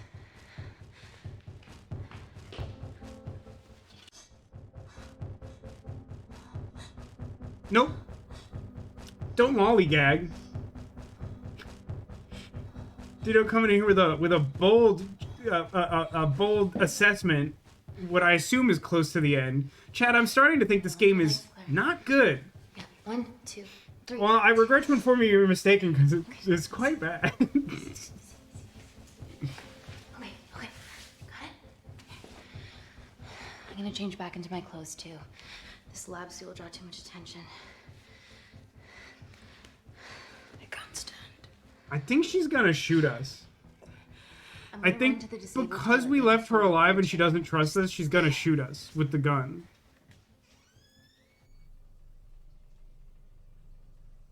Luckily, we have like a really sexy top to escape with.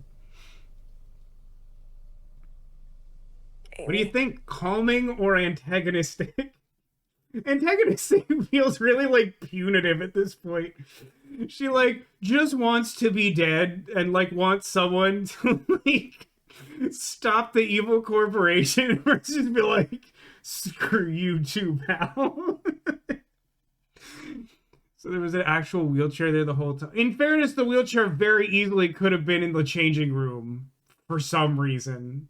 I don't exactly know why, but we don't know that it was because she had to wheel her out in the stupid tube device that everyone hates. So, like, that easily could have just solely existed on the other side of the void. Antagonistic, not close. What's the gun for? I think it's just to make sure, like, because the corporation knows that we know that they did bad, and also because, like, we clearly have this woman who we were supposed to kill by taking all her blood. I think it's just, like, insurance so that we get out alive. I don't think it's gonna work, gang. I'm pretty sure we made a lot of the wrong choices to get a good ending to the video game. This has been a suicide mission ever since you put my tech into your veins. Yeah, that's pretty antagonistic. My friend is dead because of you. Look, I know you lost people that you love, but that doesn't justify anything. She's definitely going to kill us, guys. We're sure.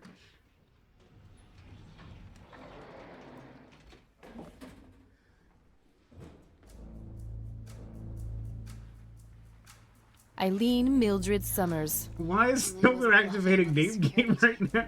What is the purpose of that? You know what? This is the perfect time for a song, don't you think?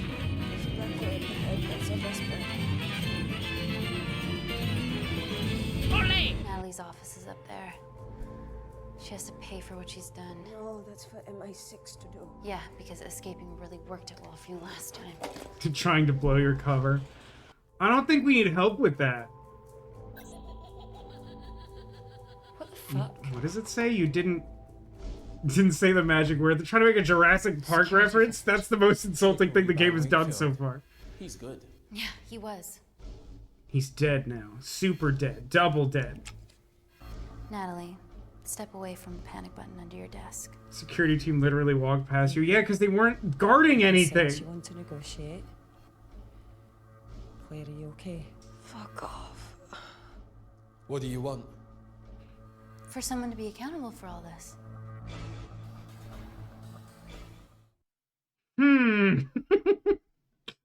Chad, I heard you like choices that don't matter. How do you feel about raise the stakes or raise the stakes?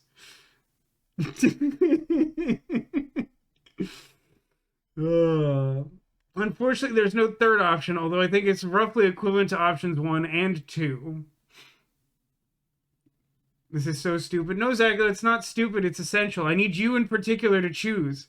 Zacula, you have 5 seconds. You have to choose left or right. Which one is it? Luigi her. No, now I only want Zacula. Zacula! I know, like, mostly everyone seems to want to raise the stakes, which I understand. It's a very tempting option, but Zacula, I need you to make the choice because it matters so much. Zacula, please tell me. The one over her butt. You know what? That's the best. You win the video game. That's the correct choice. I'm not trying to objectify this woman, but, like, she got it going on, and that's the best reason to choose one of these equal buttons that I can think of. Whoa. Amy, what are you doing? Amy. Dr. Malkin and the 3 interns were sleepers, activated by the Kandarian government. Claire's actions threatened to expose the human testing their leader allowed Natalie to do on villages that opposed him. You are making very outlandish claims, Amy. What makes you think that anyone in this room had anything to do with this? Only the people here have the power to facilitate that level of infiltration. You're right. Emily hired Malkin and selected the interns. What? How can you question my loyalty? I went to King Arthur. Why is she turning the gun on her? Admit it. Admit it. Claire, I did a deal with Kindar. I'm ashamed, but it was all in the name of this miracle tech. Can't you see that? She's behind all of this. Yeah, we know. We have evidence. We looked at the evidence. The fact that, like, she's acting like she's not sure who did it is really annoying. Maybe she paid us all in the name of her supreme leader. More likely the supreme leader has bought you, Parker. Everyone knows that you'll do whatever as long as someone pays your clothes.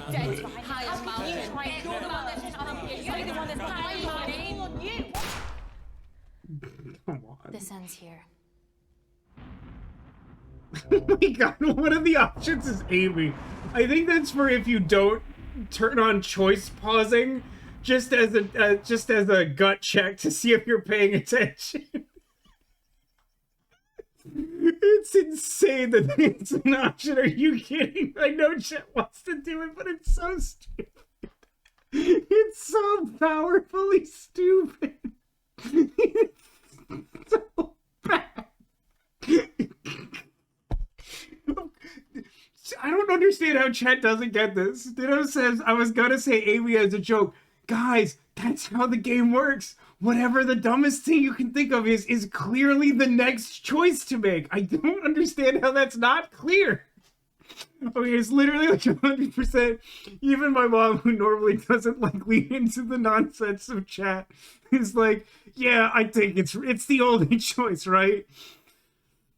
I think Parker. You know, honestly, Parker might be the dumbest choice here. You might actually be right about that. Like, as absolutely astonishingly stupid as Amy is as a choice, like I don't know, Parker doesn't seem like super cool. And like, yeah, he probably does illegal stuff, but like, that doesn't solve the problem either.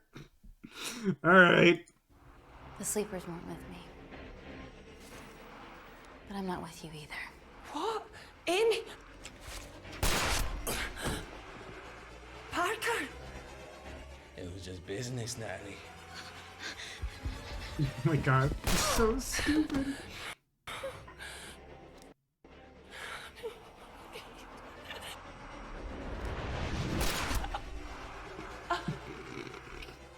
The quality of the bullet special effect, like the gunshot and the blood and like the sound being out of sync. Parker is legitimately a bad. He's like a cartoon villain. He's just like so smug in death. Like, it's just none of it makes any sense. Doesn't matter anymore. Who are you working for?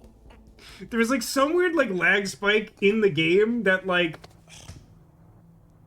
caused everything to desync. Did that like spike my computer? I didn't drop frames or anything.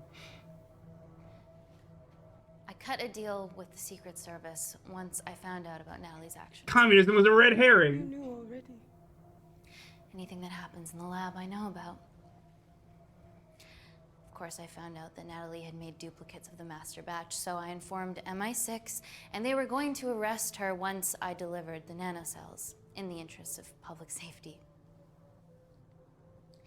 And then you happened. No organization would use technology this powerful solely for good. It's not how the world works. After what I've seen today, I think you're right.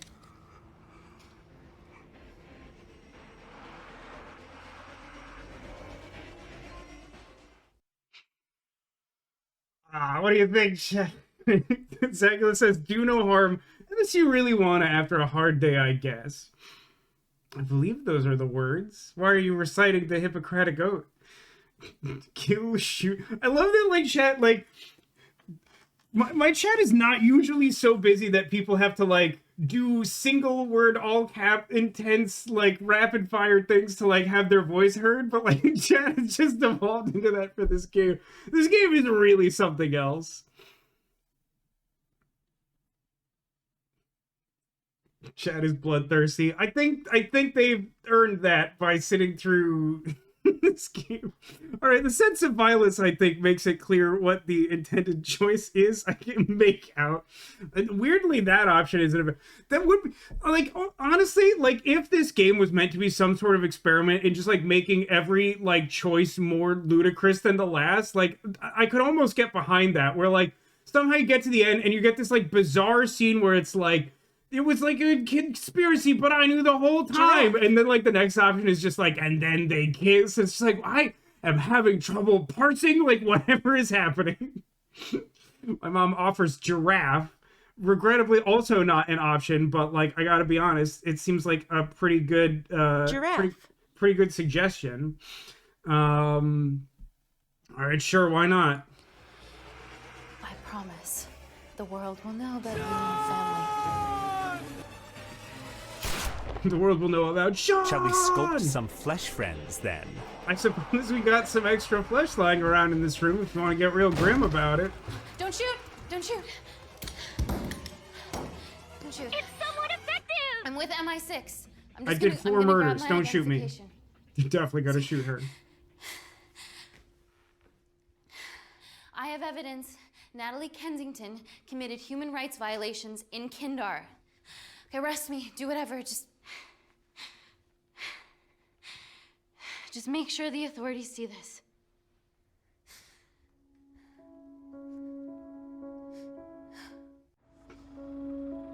You had to shoot everyone in the room. Why? Stop asking questions. The Hippocratic Oath. Having a bad day. Secula gets it.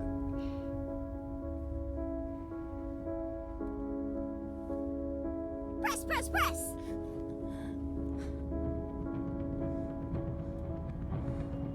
Definitely infected. Not specifically sure from when, but that guy touched our face.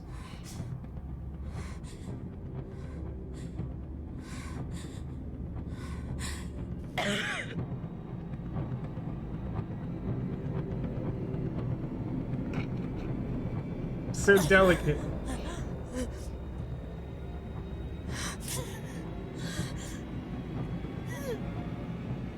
It's somewhat effective! Also, it's like hitting her like way harder and faster than the other person, which like doesn't make logical sense.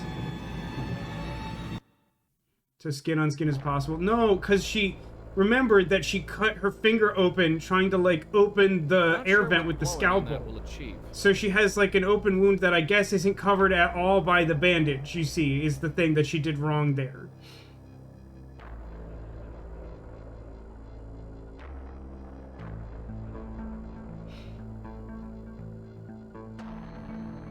He did kill a guy in like 2 hours, yeah! Way too long, and none of it sounds true at all! That sucked real bad. Hold on. Tab to skip credits? I got find an ending and not a people person, everyone dies. Oh, hang on. It's one of those ones where you get to analyze your choices against everyone else.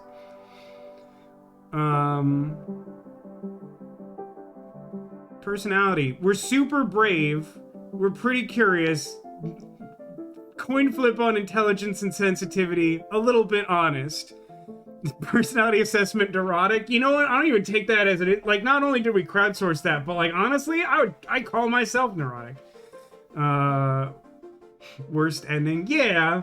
I mean, it's clear that like if you don't want that lady to kill you with the nano machines, you have to get her to not hate your guts. Like, that's important. Like, that was clear to me before we got to the end. Yeah. Who cares what... Oh, I love that we managed to have an 82% relationship with the lady doctor who died after delivering, like, 2 lines of dialogue. Like, what did we do to, like, 18% piss that lady off? Like, I legitimately have no idea what that could be. I love, like, these are some pretty low percent numbers of people who got these specific people killed. I imagine a lot of people took a pragmatic approach of, like, this lady gonna die anyway, if she's offering, gonna kill her. But, like, I could believe it's possible that there's, like, a good ending that you get by, like, saving the last survivor of the family or something. I don't know. Also, kind of remarkable that we have like a 54% relationship with the like double agent guy and like a 63% relationship with this lady who we like got called. We like tried to accuse her of doing like espionage. How do we improve relations with some, but not in clusters? Like 3 of them are in the same room. I bet it's like if you don't, like for example, if you like don't advance that fight, then you like don't get Emily or whatever her name is, like accused of like a security breach, and so she probably dislikes you less or whatever. Seko says, I will say, I think this is the worst game than the Sea Ants of Blake Manor, but I enjoyed it infinitely more. And at the end of the day, isn't that what really matters? So, hang on. Give me settings, volume. Why is that so hard to grab? So Chad, I want to talk to you about full motion video games. For one, we haven't played a ton of them historically on the channel. We've played a couple this Saturday and last Saturday. How are we feeling on exploring the genre further? Is a question that I have for you. That may be better posed to the Discord. Secondly, and I probably should have asked this like earlier in the stream, but I was talking about ice cream. You know that's important to me. There was some interest expressed on the Discord of like showing off basically like endings only for Five Hearts Under One Roof. Not necessarily like showing like the other gameplay routes or how to like get everything or anything like that. But like it would be possible for me to like spend time off stream just like unlocking all the various endings and then like going to the clip gallery and like showing them off and maybe talking a little bit about that. Is that something people want? Like we could definitely do that. This game was definitely inspired by Alex Rider. I feel like I should know Alex Rider. I'm not sure that I do know Alex Rider. Apparently there's an X-Files FMV game. Is it runnable? Like that certainly would have been made in the... So the problem with like a lot of like old FMV games is that like if they have support, they're difficult to run. If they don't have support, they're basically impossible to run. It's like on GOG or something like that. I could be considered to give that a shot, probably. I have to confess, I've seen not very much X-Files. More of Grain's very large personality. I believe you're referring to her lanyard. Zach, though, I feel like you're one of the only two people that I don't need to ask your opinion on seeing more Two Hearts Under One Roof. But like as an extension of this discussion, like, did people enjoy Five Hearts Under One Roof enough that like on like a rare occasion would we want to see other like story taco games? Would we want to see like maybe like next Valentine's Day or some other specific occasion? Would someone want to see like a similar amount of like another one of those like Korean FMV dating sims?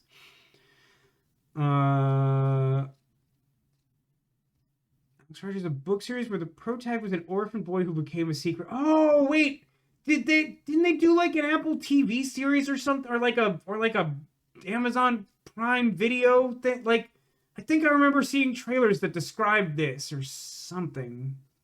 That sounds kind of familiar. An orphan boy who became a secret agent for MI6. Obviously, we don't look at the lanyard. We're not like kamikaze enthusiasts. How many Korean FMV dating sims are there, and can we play all of them? I mean, I would be fine playing all of them. I'm trying to gauge chat. Chat refuses to take a firm stance on this anytime I ask about it. There's something like 5 or 6 already, with at least one more coming out this year. The new one looks good. The new one... The trailer for the new one looks like it might be the best of the ones that are out. And I say that, like, really having, like, Five Hearts Under One Roof too. Okay, so I need you to understand, like, I appreciate the sentiment, but I need you to understand what the implications of that are. The GOG version is a vote to bring it to GOG, PMU in Abandonware link. So the problem is that, like, if GOG doesn't have it, me, a village idiot trying to get like an FMV game to work on my computer in 2026 is like basically not possible.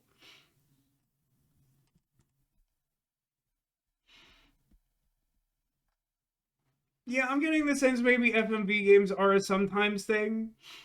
Still not clear on how we feel about FMV dating sim. Neko had mentioned on the Discord, I know there's like, I don't remember the name of it. There's like some like British FMV dating game where like it's I think it's like named after like a pickup artist, and like all the choices are really scummy, but like if you do anything, the game punishes you for it. It's like a really weird concept. Like I think Neko, who is like not particularly open to these concepts, said she enjoyed it. So like it should give you some sense of the fact that like it sounds bad, but it's not as bad as it sounds. But like I'm not entirely sure that's something I would necessarily want to stream. Every third game sounds more frequent than every so often, I'll say.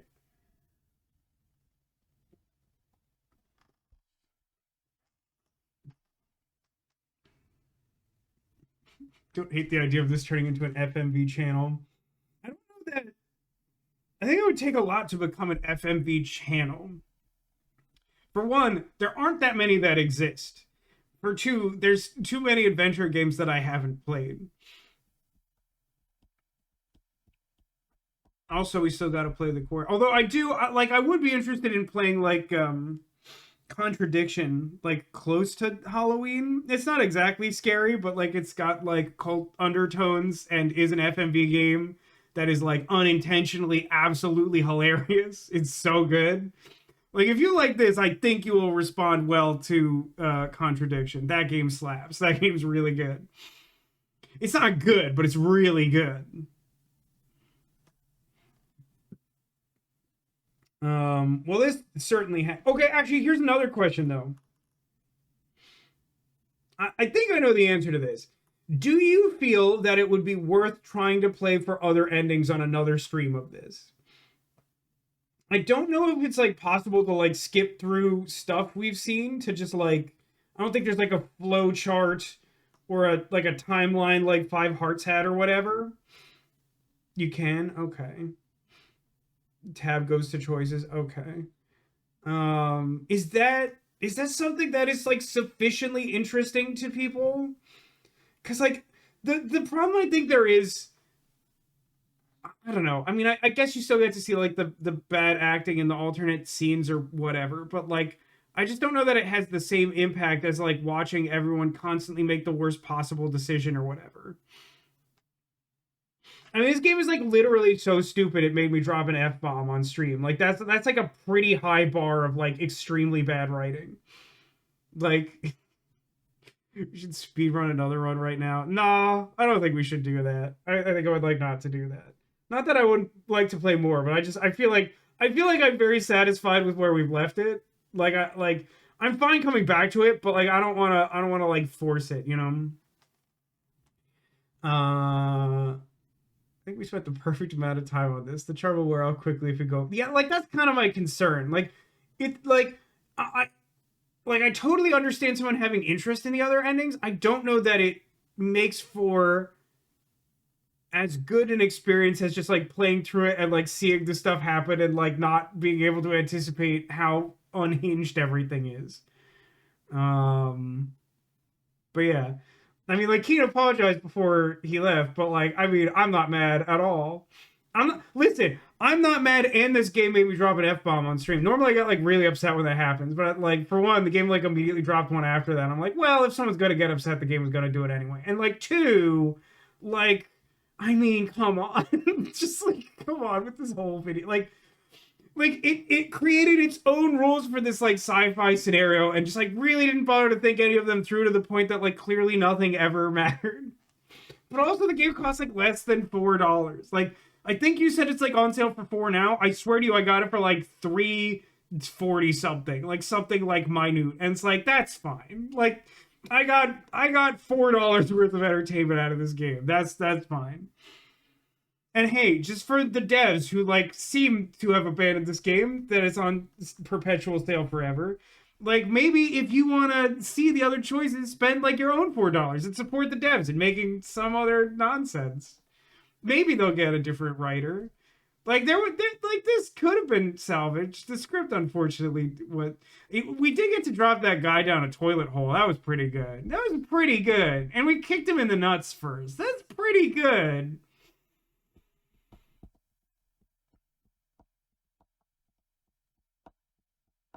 And he says, it would depend on the game. For this specifically, I think your first idea of you getting other endings off stream and post your reactions on YouTube is probably a better idea. Yeah, I mean, like... Yeah, I mean, maybe that's like a thing. I don't know that I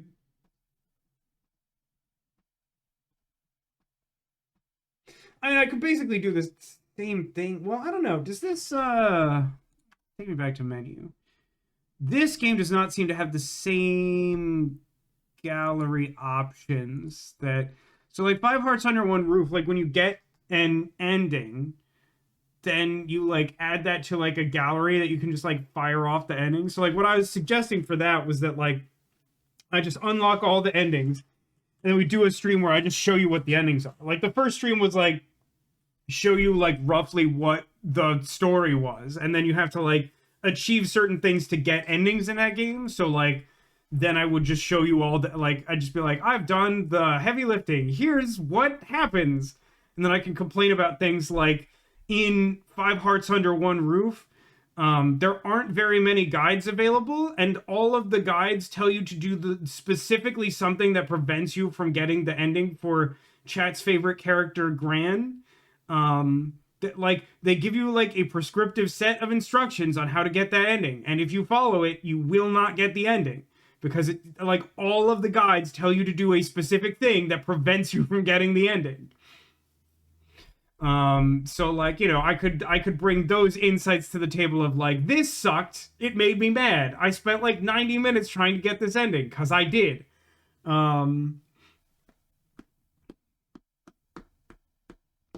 Script was what's a nice way to say garbage fire?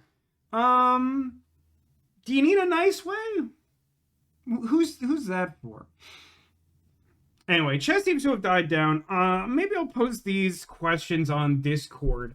Before we wrap up the stream, as you probably know, somewhere in this room I have hidden some number of Squirtles. Those are secret Squirtles, hidden behind or under or otherwise among the plush friends on display. If you're able to locate a Squirtle hidden in this fashion, it will be an omen of good luck for you in the coming days. So I do encourage you to look around, and before we end the stream, consider where you might find a Squirtle, and then we'll see if anyone was able to find any. Squirtle behind the big orange one. I'm gonna guess when you say the big orange one, you mean the Flareon, the one that is the size of furniture, the new one. Yeah, the big furniture friend. Yeah. I would like the donut heart things. Blue dragon. Hang on. Like the donut heart things. Blue dragon. Yeah, the cat. Yeah, you're talking about the cat. This guy. Okay. But I do happen to have a blue dragon, so I was confused because I didn't like put a donut on it, so I wasn't sure if I was forgetting something I had done. Okay, white narwhal, cow, Flareon.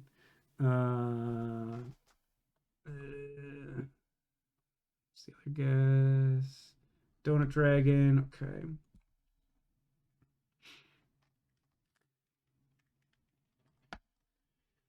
Let's take a look. It's in a book. Secret Squirtle. So, start up top. We got our white narwhal. It's actually sort of like a iridescent pattern. Not a Squirtle, but close. It's Blastoise. It's little sitting Blastoise with his slightly askew cannons and his one wonky ear. What a great lad.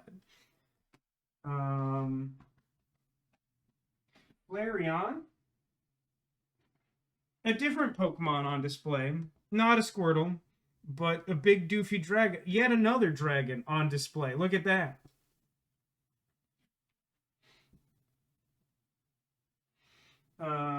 Then we got ourselves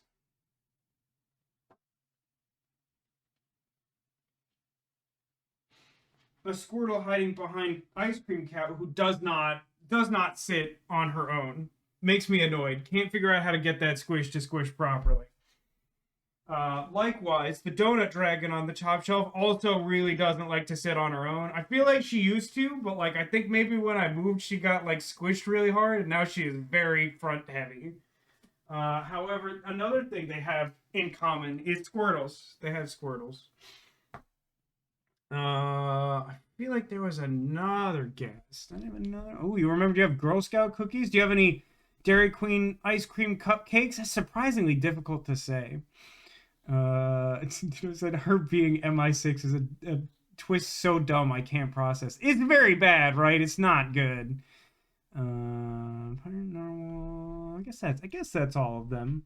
Didn't know Secret Blastoise was an option. Yeah, I've actually been pretty good about not buying plush since Christmas. I asked for a bunch at Christmas, but Blastoise was among them. Actually, you know who else? I did get one plush. Well, my mom got me this awesome, like, praying mantis with an ice cream cone, which incidentally also has the Squirtle, because, as it turns out, the theme is dessert, and so anything that's holding a dessert has a Squirtle. But also conveniently at hand, since Christmas, I think I have bought exactly one plush. And it was at the same time I bought that Pokemon Center bag that I returned today. I got Sitting Cutie Jigglypuff, who is amazing. Look at how good this Jigglypuff is. She's so round. She's so good. Her little arms, her giant eyes, her big poof. It's very soft, extremely good. No pirate with donut? What? You mean...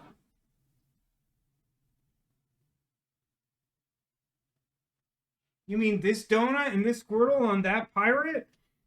Just because I didn't call it out doesn't mean that a thing with a dessert didn't have a Squirtle. The point of telling you the theme is so that you know.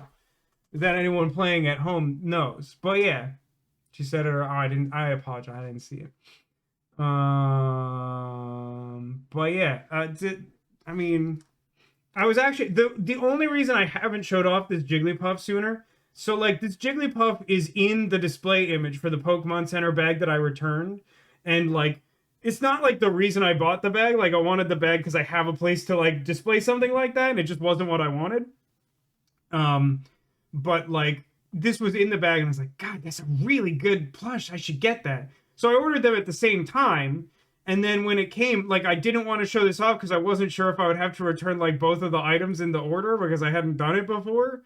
But like when I was able to return the other one by itself, I was like, now I can take out the Jigglypuff, and I love it. It's very good. Anyway, thanks everyone for watching. I hope you've enjoyed The Complex. I don't think it's what anyone expected, but it's the video game we deserve right now. I'm gonna do some discussion on the Discord, and we'll figure out like what to do next week. It sounds like it's either I think there's like a low chance we might revisit this for other endings, but I think maybe it's like move on to something else. In which case I'll have to make yet another decision on a game to stream. I've been like punishing myself by choosing really short games and making my life difficult when I don't want to spend my free time testing games before stream. But you know, I do these things to myself because I love you, Chad. I love you. And you guys are clawsome. But the important thing is that I do my whole ending spiel or it'll throw off my whole night. Thanks everyone for watching. Thank you for being thanks for being here. Thanks for being you. And I hope to see you again soon. Next Friday, I think we will finish, or we'll at least continue Nelly Kudalat, The Foul Fleet. And next Saturday, we'll do something, and it'll be great. And I'll probably get mad, talk about Star Trek, or talk about ice cream, or frankly, some combination of all three of them. And I encourage you to stay tuned and find out which one happens, and maybe set up a bingo card or whatever. But yeah, in the meantime, enjoy the rest of your weekend. Stay safe, stay warm. I can't believe there's more snow coming and that the world is so bad. But sometimes you get a little Jigglypuff and an exciting gem of a chaotic game such as The Complex. Until I see you guys, take care of yourselves and remember that you are clawsome.